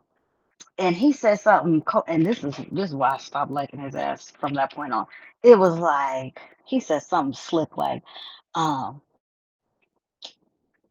something about him like I'm off the mark, like something he said, but it was kind of like a negative kind of in the kind of way. I can't even remember his verbiage verbatim, but it was just so yuck. And then trying to tell everybody he off the market and blah blah blah and this and it was very cocky, very cringy. And then turn around and then we had the whole rape allegation. And come to find out you was cheating any damn way, but you was over there on that damn thing talking mad shit. What? And he like him young, honey. Let's just call a thing a thing. You see how it's in this very same article. He was 20, she was 17. Mm-hmm. And remember how who took Brandon to her prom? Mm-hmm. Y'all just saying. Well, wait. Him and Brandy are closer in age. Are they? Let me see, honey. Oh, maybe it's Wanye that I'm thinking about then, who was No, next. Wanya. No, he did. I mean, he did take her prom, but they were both teenagers. No, no, no. They were both teenagers. Okay. She went to his prom. She went to his prom. I thought it was the other way around, girl, but okay. She went to his prom. Wow. Ow. You know, by that time, Brandy was Brandy. She wasn't in no school. Mm-hmm. We had Lil Zane came to my prom, my senior prom, honey. And it's so sad because I think I might have told y'all the story before, and I felt so bad for that young man. Honey, they played his song and then they cleared the dance floor, girl, trying to be funny. Y'all, I was like, y'all ain't right. But anyway, that is that on that. I got 3 more stories left. Question: did y'all ever watch Happy Days or the Happy Days reunions? I'm sure y'all have. Like, One, happy. okay, look, Yes, when it comes to white shows, it's something I just yes, I won't did bother watch with. Happy Days. Hmm. The Happy Days, baby, that was what, because it's just something. And then they had a nerve to give us Laverne and Shirley right after Wait, that. Auntie, I've watched Happy Days. You did Okay, yeah. Yes, they had, weren't they? Wasn't that the show with the Fonz? the Fonz, Potsy. Yes, Mm-hmm. yes, yes. Well, I think You y'all will should be be happy to proud. know this little piece of information, y'all, that they are actually still they still talk. They're friends, and they all still like they got a group chat together. Um, Period. let me share my screen because it's not doing the thumbnail. But this is a People article. And y'all see where it says here by way of People, the Happy Days cast still has a group text, but there's one topic they don't talk about. It's not juicy. Y'all don't even expect anything juicy. But few television series have captured the charm of everyday American life quite like Happy Days. Decades after the sitcom first aired in 1974, the show's legacy still resonates, not just with audiences, but with its cast as well. Recently, Anson Williams offered a glimpse into that enduring bond during an appearance on the Bitches from Texas podcast. Reflecting on his relationships with former co stars, the 76-year-old actor shared, "It's so funny because even up till today, we have an open text thing," Williams told host Morgan Fairchild and Catherine Hart. He even revealed who was in the group chat: Ron Howard, Danny Most, Henry Winkler, and himself. So before concluding in 1984, the Shit, beloved they the only sitcom. ones alive. Yep.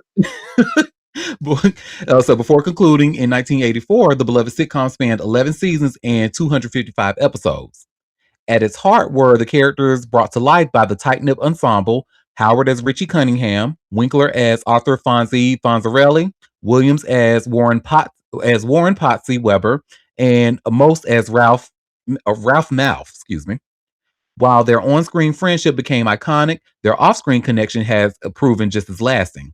During his recent podcast appearance, Williams revealed that the group's dynamic hasn't changed much over the years, and messages are answered almost instantly, a testament to how closely they remain connected. Interestingly, one topic has consistently remained entirely absent from their conversations: work. Instead, their exchanges are rooted in something more meaningful. "We've been friends for 52 years," Williams explained, "and it has nothing to do with business.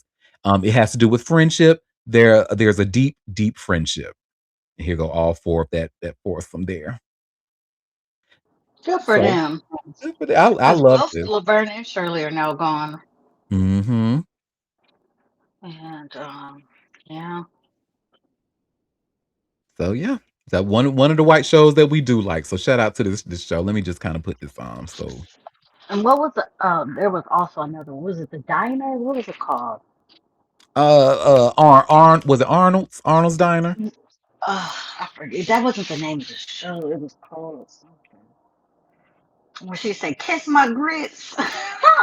That show was so good. What show was that? I forget what it was called. Was it Mills? No, it wasn't Mills. It was called something else. Kiss My Grits. Was that Nell Carter who said that? Mm-mm. Then the girl don't give me the line. Hold on, I'm about to find it for you. I don't know. I'm telling you, there was some quality shows. I'm sorry. Oh, we have a comment. So it said it was Mel's Diner, and maybe Flo is who you're talking about. Flo, yes. And so the show was called Mel's Diner. I guess. Oh, yep. Mm-hmm. See, we have a comment. Yeah. Yes, Thank yes. you. According to Thank to that fabulous lady there, I won't say her name on the recorded line because she already owed me a beatdown for talking about her birthday. Oh, thank you. I won't say the name out loud, but you know who you are. You know who you are with your fabulous self. Yes. No, that's Kiss My Grits. Yes, Flo used to have me cackling. Ooh, It was ooh. good times. That comment says she know because she's old. Oh, well, shit, then I'm right there with you because I'm the one calling it out. Well, y'all, I think I am probably the only one that is sad about this news. But Love and Hip Alice. Hop. Oh, I saw that.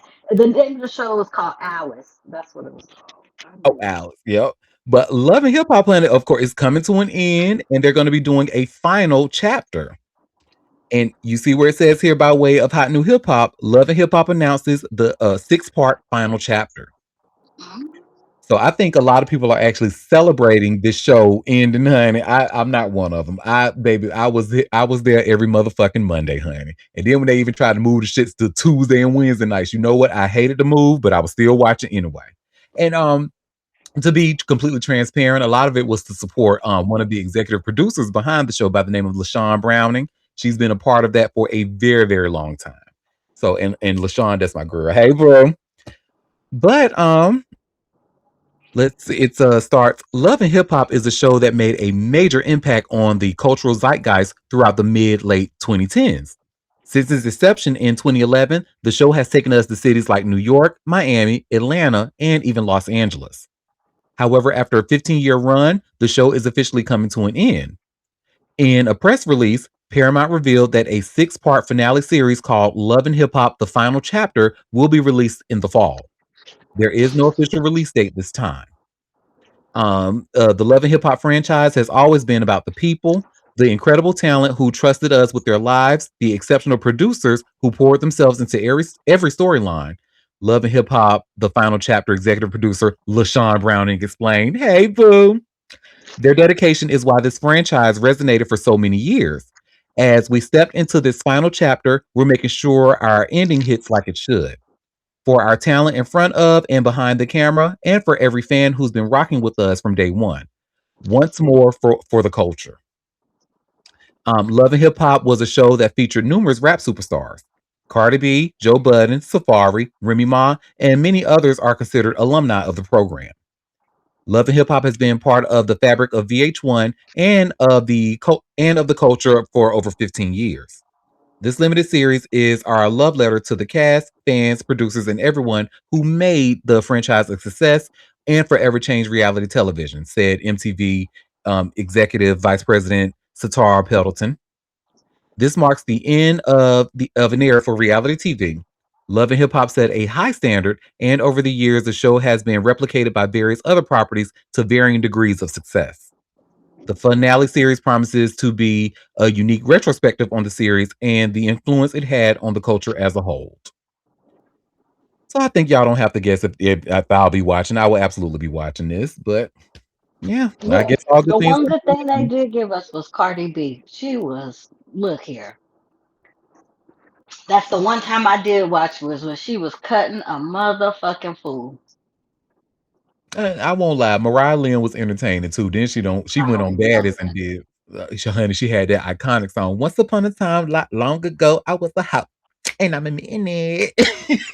that. I can't take it back Hey, because I did the girl. shit. Okay. Yes, honey. But then she went over there to Baddies, honey, to the Zeus Network and just turned into something else, girl. Look, talking about your theme song. Shut up, ho. Maybe. Well, yeah. I hated it. But I mean, I kind of once they started talking about like the viewership and how the viewership has declined drastically, then I kind of knew the writing was on the wall. Mhm. So And then they started manufacturing just other drum like Yandy and Mendices, honey, going through it. And I'm like, girl, now we know what this is. Come on Mm. Well, end of an era. Okay, moving on. now. And the last story that I have for us today.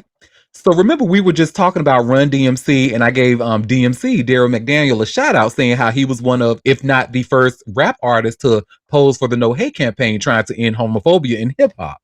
Like he been out here doing the work. Well, girl, he's doing more work now, honey. He's about to get into a super group. And y'all should see I just shared here by way of all hip hop. DMC joins Public Enemy Legends for new supergroup Freedom. I love it. Well, DMC just linked up with two Public Enemy legends to form something that's been missing for way too long, some good political hip hop. The new supergroup Freedom, featuring DMC, DJ Johnny Juice, and Brian Hargrove, is dropping their debut single, I'm on Your Side, on May 15th, and it's not just another track. It's a direct response to a world that's lost its way, a sonic middle finger to corruption and the erosion of truth. The three artists bring serious credentials to the table. DMC's been defining hip hop since Run DMC changed everything, while Juice and Hargrove spent decades at the core of Public Enemy, helping shape politically conscious rap into an art form. Now they are combining forces to create a group that bridges rock, hip hop, and activism in ways that feel urgent and necessary.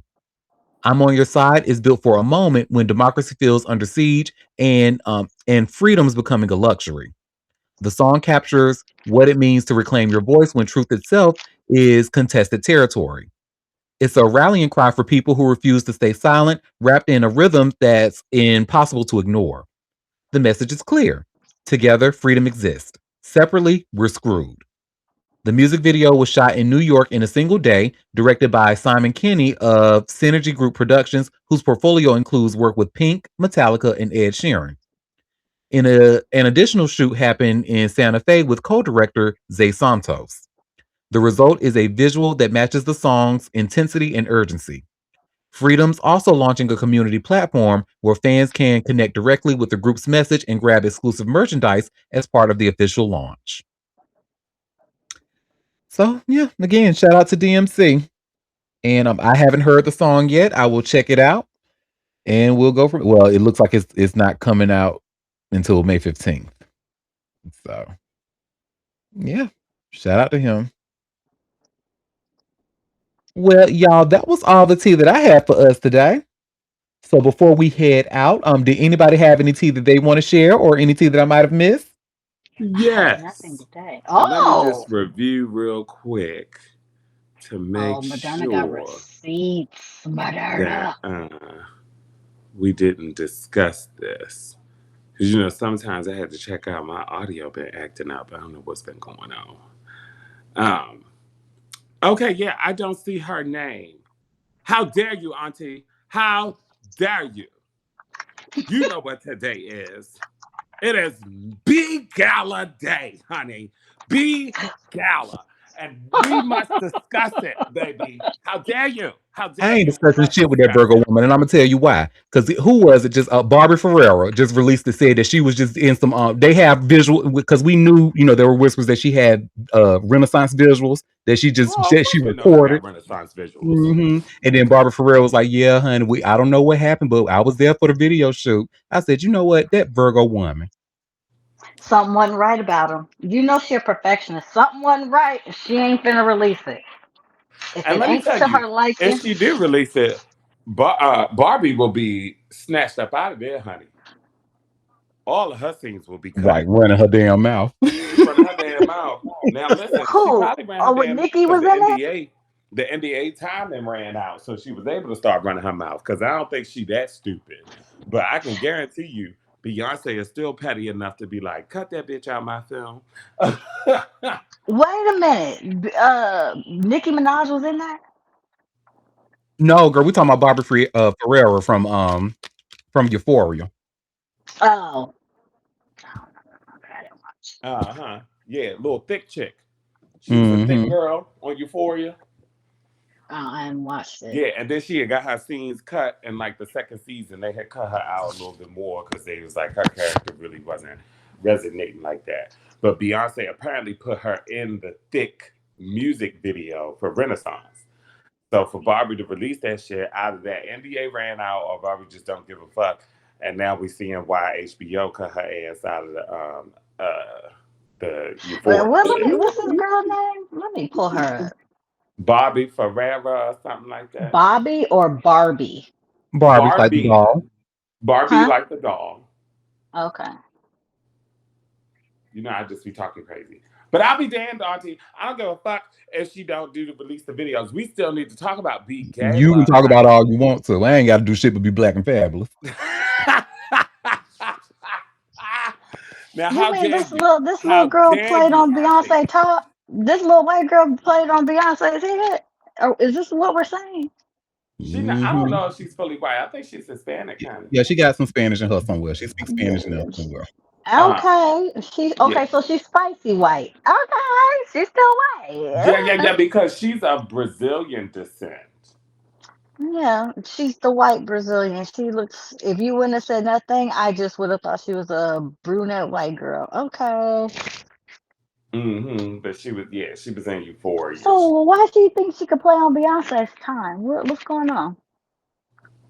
Well, no, she wasn't playing on Beyonce time. Then why I think the NDA really ran out. I think it did. But the gala is today. So we're going to see Beyonce. We're going to get a visual, Auntie. There will be a visual of Beyonce today. She going to have on a damn cowboy hat, honey. She won't. No, she's not. That era needs I actually to don't die. think she's going to give us a cowboy hat. That era is over. Thank God. Oh my God. Cut his mic. Dead ass. I can't. Oh, honey, that era. Huh? I'm so glad. Look, I was letting y'all have y'all fun, honey. Look, enough is enough. Let's move to Act 3, please. I can't take it no more. Not enough is enough.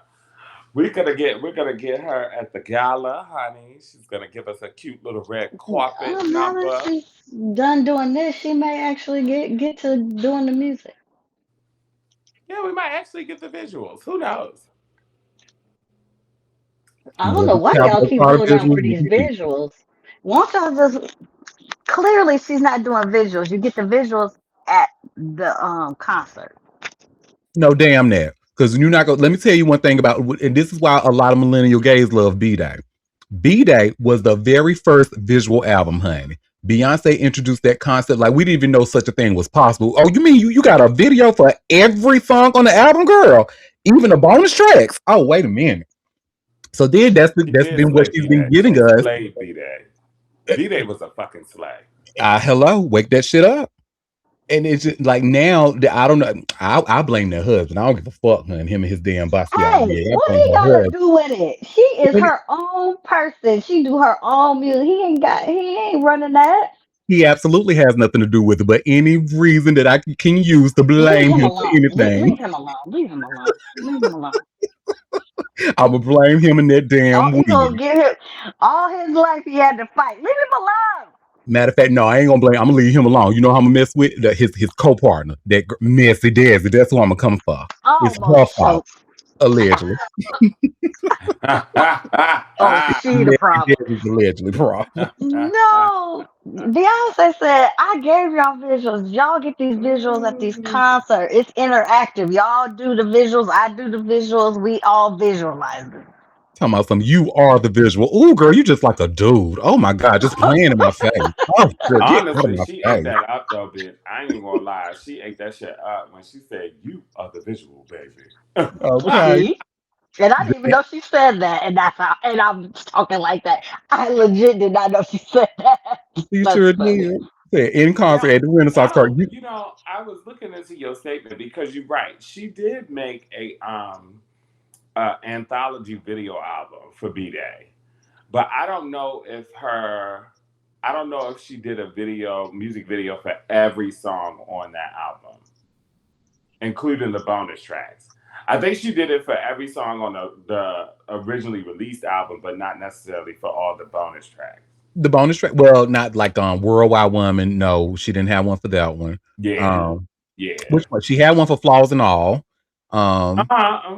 She gave us Beautiful Lies. She gave us Irreplaceable. We got a Kitty Mhm. Cat. We got Green Light, Upgrade You. We got a lot. She gave us a lot. She did. But yeah, I don't think she did the bonus album. I feel like when she released Self-Titled, that was the first album that she did have a music video for every song, and it released at the same time as the songs, and it was just like, this is crazy. Because when that album released, I actually went through and watched all the music videos before even listening to the song, because I was just like, what is this video content? Like, I can't take. But again, you see how we went up for the visuals, and then she's refusing to get. And you know what's fucked up? How dare her not release the damn Renaissance film to streaming?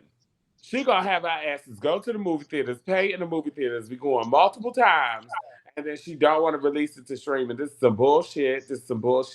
But I will anticipate and be in excitement for this evening, for when she hits her ass on that red carpet. She's gonna come in titty first, but I'm very excited for her and to As see she what she wears should. She put the girls up on display. Amen. Yes. constantly. Look. Look. What she That's say? we from an air. Look at the material. Exactly. She gonna give you legs and titties. She's done that. But titties, yes. You gonna get these titties, these You're gonna get tickle these bitties. titties. You're gonna get this skin. You're gonna get this body. You're gonna get these curves, and then you're gonna get into me. And I love how she had the Delulu hive in a tizzy this fucking weekend, baby, because everybody was like, "We are getting something." I was like, "I don't. Who told you that?" You. They just whip themselves up into a frenzy for Oh no my reason. goodness, it was so delusional, and I was cracking up. I was like, "This y'all are funny." The I comments don't were know, funny. Madure. You kind of came in a little and kind of put that bug in our ear, girl. Was like, well, she did take off the things off her website, so Well, to be fair, that's how I know that we're entering a new era. hmm I would have loved for something to be released, She but I cleanses. honestly didn't think shit was coming. I just knew we was getting a new era, and I'm like, this bitch is buzzing. She doing something. What's she giving? So yes, I was a little delulu and expecting seeing if anything was coming. But when nothing came, I was like, well, this is typical of her. Now, come the 29th of this month, bitch, I'm gonna be in full delusion. I want you to understand that very much. What's I'm happening gonna on the be 29th? well, according to the patterns. Oh According to the Lord. patterns, okay, allegedly, as y'all like to say, according to the patterns, Miss Diva has released the first two acts of this 3-act trilogy on the 29th, that lands on a Friday. Okay? Damn, y'all really are down to the science with this Yeah, shit. bitch. And then the I gag wonder if she is even thinks there's like I only wonder if she's one. even like thinking Oh, she exactly knows like it. that. She knows it. Why would she be intentional like that? So she knows it. What she knows as well is that there is only one Friday that ends on that lands on a 29 in the calendar year 2026. And that Friday so happens to be Friday, May 29th. So come the 29th of this month, I can guarantee you, Auntie, I'm be in full delusion, bitch. Full delusion.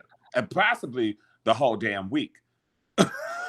But if we don't get nothing on the 29th of this month, then I don't know what to figure. The only other theory, as you can see, I'm already entering delusion. The month of May has started. I'm already entering. The only other theory is that she made us wait 2 years for Act 2. So she might make us wait 3 years for Act 3. And then if that's the case, there are 2 Fridays that end on the 29 in the year 2027. I think one of them is like January 29th, 2027. The other one is October 29th, 2027, which it would be real fucked up if she made us wait till October of next year. Like I would cry. We need some reprieve from this shitty world. Well, you're not getting it from that Virgo scammer, honey. I tell you that. Scammer! Scammer! Have you lost your mind? Okay. That one, Yeah, I know I love wake the up, queen. Quinn. Honey. Wake up, Quinn, bitch. He's calling Queen a scammer. Listen, Look, Wake up, Quinn. you better. Hey, listen, if you know, like I know, you better watch your mouth. Girl. Watch your mouth. Watch your You better watch tongue. those S words, baby. For you end up over there in the ocean. Hello. Oh look, my God. look, tell my mama I love her, honey, because yes, scam her. What? Yeah. Auntie, She look, may be a Auntie is capitalist. She's a full-on capitalist. But scammer, she's never been a scammer. Scammer. she Scammer? definitely gives you product. She definitely not will give you Joanne, the honey. product. She is The not standard. Joanne. The standard on product, baby. The standard on performance, baby. If it's more than what Beyonce selling it for, you can't get it out of me. Baby, the standard, the inspiration. Talk about the Hello. inspiration, honey. The girlies weren't even doing all these different outfit changes and choreo sets and flying up in the sky and shit until Beyonce thought, well, lift my ass up in the air and spin me overhead of these Negroes down below. And then now everybody want to be flying and shit. That's how Katy Perry ass was, tilting to the side before Beyonce did. Shit. Often imitated, never duplicated. You know what I'm saying? What she Never say? do What that. she No, say? yes, and y'all know I love the Monday queen. We overrated, call a thing a Tuesday on thing. my dick. No, Auntie, no, absolutely not. I'm Scammer is crazy. on Bay Galladay. Bay You lost your Galladay, damn honey. mind, bitch. You lost your damn mind. See, the problem is, that's what happens. The Lulu Hive has gotten Auntie Hives upset because Auntie Hive was full of anxiety. And the lady said it over the weekend. And I said, well, bitch, y'all let the Lulu Hive get y'all upset. And I did come in a little delusional last Friday because I was like, well, bitch, hold on. She's getting activated. She's removing shit. I don't know what she's doing, but it's getting me riled up. Like, why you deleting shit, bitch? But scammer, hell no. We can't call her no scammer now, damn it. We can, but tell you why, and even with your math, honey, because we got the Act 2 years later, we might be getting Act 3 years later. I'm gonna tell you when it's gonna come out, right around y'all tax time. Scammer. I gotta get all y'all coins. Scammer, not capitalist. No. Yes. Is it she is capitalist Carter. I'm giving her that. Is it scamming or is it being fiscally responsible? Because she no. I don't know if it's fiscally money. responsible, baby. Is it being fiscally it's smart? Fiscal opportunity for her. Right. Because she's trying to make sure she hit y'all when y'all got some money. Meanwhile, I don't got no problem. I keep some money. You know what I'm saying? I keep a cute Beyonce coin. Okay. I keep a cute Beyonce coin. If anything, Beyonce has taught bitches how to be financially literate by making them create savings accounts so that way they can save their coins for her. And that has allowed people She's a benevolent entertainer. You hear me? To understand financial literacy and the power of saving your dollar. She said she's a benevolent queen. You hear me? What a brilliant queen! What was your Miami News song, honey? Where my scamming ass niggas at? Spin that money. Don't you bring Carisha, old tired ass, into this conversation, bitch. Ooh, wait, Auntie, you finna get flamed. Look here, let me step back so they can get you. The Hive already tried to come at me, honey, with that damn Cowboy Clan album, honey. And I was like, I don't want to hear that damn banjo shit. Get it out my face, honey. They tried. Well, bitch, we invented the music for. I don't care who invented it first. I don't want to hear it on my playlist. You're a motherfucking lie, bitch, because you do like 2 of those songs off of there. Only 2, and I had to really sit down and listen to them. I don't give a shit, bitch. You like 2 songs. Damn it. The Cowboy Clan album, honey. But no, that album is truly iconic, and it has done what it needed to do. But and I can recognize that. But baby, it was if I had to choose when it comes to least favorite Beyonce albums, a lot of people be saying 4, which I think is crazy. But no, for me, it is certainly Cowboy Carter. A lie don't care who tell it. A lie do not care who tell it. A lie do not care who tell it. And while we on it, justice for Black is King, because that's my shit. And Yeah. those are Justice the for Black is visuals, King. baby. Low key. Those are the visuals, baby. She spent a yeah. pretty coin on that. Those are the visuals. Beyonce, okay, to be fair, Beyonce doesn't have an underrated album. She doesn't have an underrated album. My least favorite is, you know, that era where she wanted to be a drag queen. But I mean, hey, the girlies really live for that. The girlies really live for that. Wait, what album was this? Girl, Sasha. Sasha Fierce thing. Sasha. Oh. She wanted to be a drag queen so bad. Oh. She wanted to be a drag queen so bad. A drag queen. She wanted to be one so bad, honey. So, Why do y'all say she wanted to be a drag queen in that? girl, go back to the visuals for that album and you'll be able to tell very quickly. Baby, the visuals for that album was insane. I was like, this bitch wants to be a drag queen so The bad. girl was J setting in Single Ladies. J setting, y'all. I'm like, well, wait a minute. With two FAGs, honey. I said, girl, she Well, wants wait to a minute, perform girl. this, and we host so bad. Oh, goodness. But Queen, we love you. We love you, Queen. We can't wait to see what your outfit is giving tonight. I know it's going to give everything. You're going to give us titties forward and ass backwards, and we love to see it. Can't wait. The body's going to bang. And you have exactly 25 days to release an album. Thanks. Did you know you only have 30 minutes? 30 minutes. And if y'all want to see it, I actually just shared this Vanity Fair link that is doing live updates from the gala. So yeah, so I'm sure you'll see. What you call it? What, Vanity Fair at the We gala? called it my gala. At the gala. You know, I'm from Durham, honey. We go to galas in Durham. The gala. And Durham. Meanwhile, in Baltimore, we be calling them galas. We going to the gala. Like, see, a gala sound like somebody you don't need to bring your man there. Hello? But a gala, that sound like I can take my man there. He'll be fine. Oh my God. Which one? Y'all are chaos agents, and I can't take it right now. Who's the chaos agents? All of y'all. All of y'all is some chaos agents. To be fair, Moon, I did scroll through to make sure that the topic was not discussed first. I know you did. You did. And Y'all. Speaking of chaos, honey, I'm sorry to cut y'all off, but I'm actually I just went to TMZ to make sure we didn't miss anything, and we absolutely did miss something. So one, the Jane Doe and Stefon Diggs case has actually just been revealed, and she said that they had a relationship before she was hired. And y'all see where it says here from TMZ, Stefon Diggs' former chef claims they had a sexual relationship before she was hired. Girl.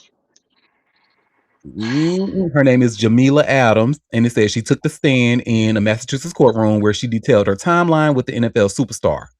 Adams stated she first linked with Diggs via Instagram message for 4.5 years ago when he asked her to cook for him. Adams called their interactions complicated as they started things out as friends, but it became sexual.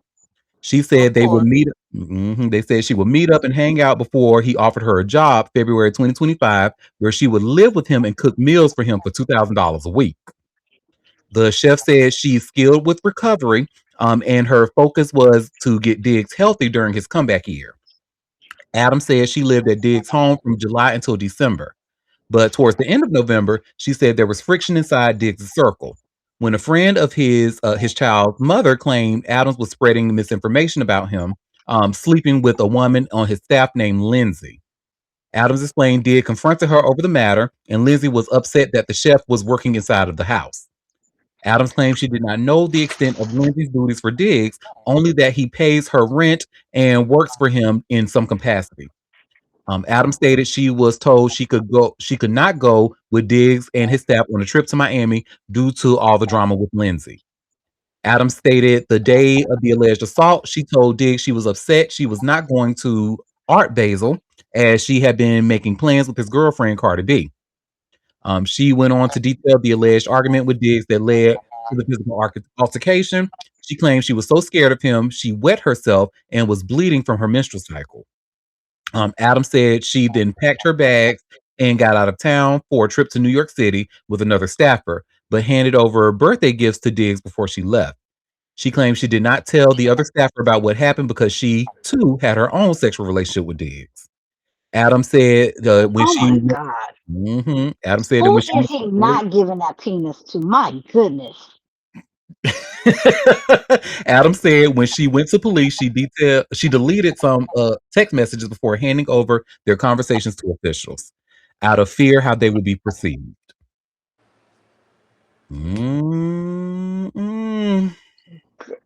Look, I hope everybody got their STD checks, because my God. I mean, he was slinging penis everywhere, and none of y'all was having protection because he got all them goddamn kids. Ooh, Jesus. Sloppy, When sloppy, sloppy. community dick is an understatement. Shit. He like government assistance. My God. Oh, look, we have a comment saying I'm about to check and see if he nutted in me. You know what? You Careful, know because he'll what? send his brother after you. Allegedly. Mm-mm, mm-mm, mm-mm. He He like is the millennial definition of Papa was a Rolling Stone. This is crazy.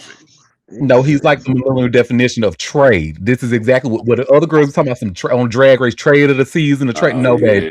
This yeah, is a good example of what trade is, honey, and how you need to stay yeah, far away from that shit. yeah, hell yeah. yeah, cause he might shit. I'm surprised he ain't got no fucking disease. My God, he fucking everything that's moving. If it got a hole, honey. Look, what's my last name? I'ma dig in it. Allegedly. Well, Oh my God.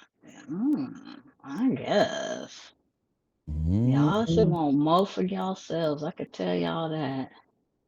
So I'm going to be watching this case very closely, and the other one that he has going on with the guy who and remember the last time we talked about the guy Christopher Blake Griffin, where he said, well, if Stefon Diggs is saying that what I said about him has ruined his opportunities and he lost money, then I need to see the financial receipts. Show me the receipts. And that's the last thing we left it at. So we haven't seen any receipts yet. And Well, he ain't got a job, so yeah.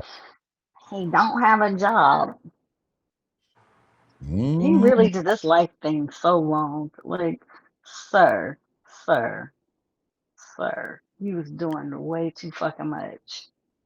And from what we can tell, he likes to be in. Well, not only is he likes to sling it around, but he's allegedly violent with people that he's intimate with. Like, because this is Hmm. the second girl who said that she was intimate with him, and he hit her in the back of the fucking head. And see, you know what? This a recorded line. Never mind. Yeah, stop. Yeah, go on and sit down. Let But them I'm picking up handle what it. you're putting down. Hmm. I am picking up what you're putting down, my Libra Queen. Period. Hmm. Well, again, I'll continue to watch this. And did anybody before we head out have any other tea that they wanted to share? No. Is anybody going to the abusers concert and the apologist concert? No. You talking? No, because I saw the Apologist concert back during Thanksgiving, and it was just fine seeing just him. I don't need to see an abuser. Somebody called this the Bumps and Bruises tour, honey. I was out good. Bumps and bruises is And look, and if you remember that that case that Usher was a part of, honey, the Bumps part of that, honey, was probably it's a little bit more funnier than it should be. hello.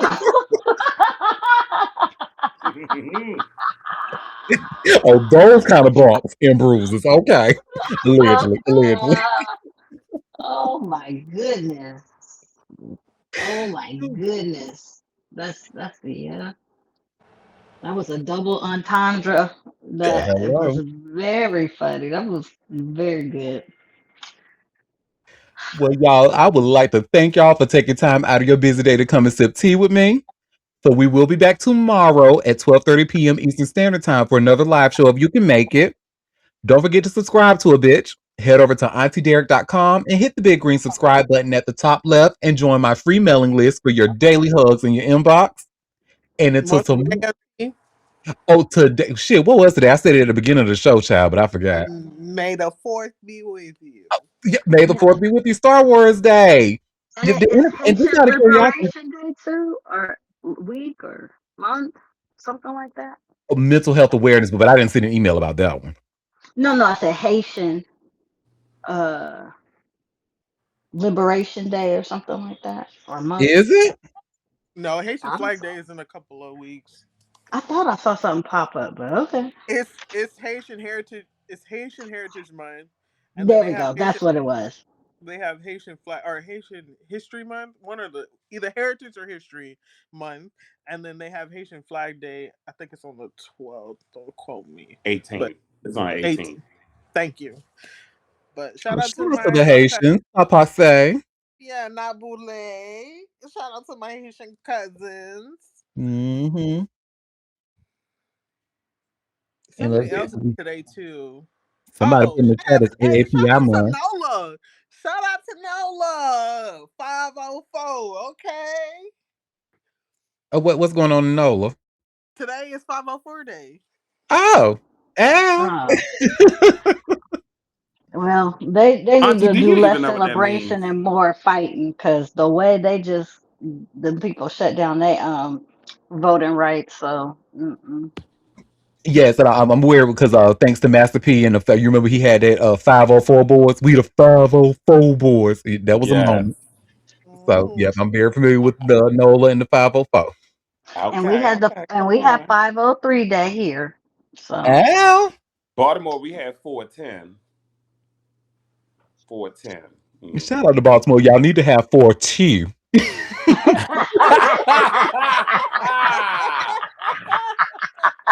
Go to hell, bitch. Go right to hell. Baby, when I tell you that, and shout out to the people of Baltimore, my friend Moderna thinks I am completely insane, but y'all have my absolute favorite accents across all 50 states, even including my own. And believe me when I tell you, I love North Carolinian accents, but a B-more accent is gonna get me every time. Every time. My favorite girl. I told Moderna this story. Even Moderna was like, "Bitch, that is crazy." So some friends and I went by because a friend of mine was hungry, so he wanted some Japan Express. So he went by the drive-through. The girl got on the speaker and said, "Okay, before y'all start ordering, we ain't got no more noodles. All we got is rice." Baby, that shit had me screaming at her. She's like, "If you want some noodles, you're not gonna get it here."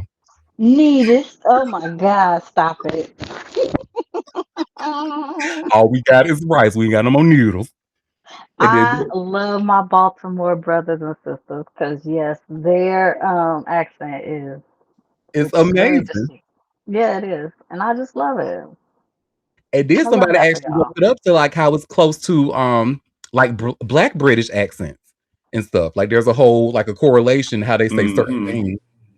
So, Yeah. Interesting. Yeah, it's like it's real close. It's funny because there was a Baltimore comedian who did a little skit on TikTok about it. It was good. It was real good. Well, shout out to y'all. Shout out to 503 and 504 day and 410 day. That should be 4T yeah. day. And until tomorrow, I hope you all have a fabulous rest of your day. Bye, everybody. Wait a minute. y'all. Hold up. Wait a What? minute now. What? Wait What? a What? minute. Dolly Parton put out a notice. Lord, Jesus. What? Girl, you scared me. What happened? Dolly's sick. She's sick. She said, "Thank you for standing by me and showing me so much love and support over the past year. I still have some healing to do, but I'm on my way. See you soon." She over here, I guess, trying to give an update on her health. You know what? Oh, baby, she canceled the Vegas residency. I just Googled. Listen, Well, she in the about year, 150 years old. I mean, in the shit. year of our Lord, And her 2026. man, she What we probably got? holding on. Hello, what we not finna do? Do the Look, health concerns and shares positive update. Yes, okay. This is the look, last she piece holding of on. tea. Her main man died, and she been holding on ever since. So She talking about she responded well to meds and treatment. she probably got cancer, child. Yeah, it's given. It's given the big C, honey. I thought it was a Yeah. bad case of COVID last year when we were talking about it. And remember, I thought that was because, like, when she tried to release that statement, she kept, like, she could barely even talk without doing all that heavy breathing, like, hey, Oh True, guys, yeah. Yeah. I'm true. very okay. Well, in this announcement on Instagram, she definitely can talk. She's not breathing real heavy, but she did say that her meds make her feel dizzy. And so she can't be up there on stage being all dizzy and lightheaded. 'Cause she about 27 pounds wet. Yeah, she real skinny, big titty forward, but skinny down. But she ain't been right since her man left this earth. So Yeah. good luck to her. Good luck to that queen. All And right. Is that everything, y'all? We got everything. if not, honey, we can talk about it tomorrow. Auntie says it's time to Auntie go, said y'all. save it for tomorrow. It's time to go. And until tomorrow, y'all have a fabulous one. Okay, bye, y'all. I'm not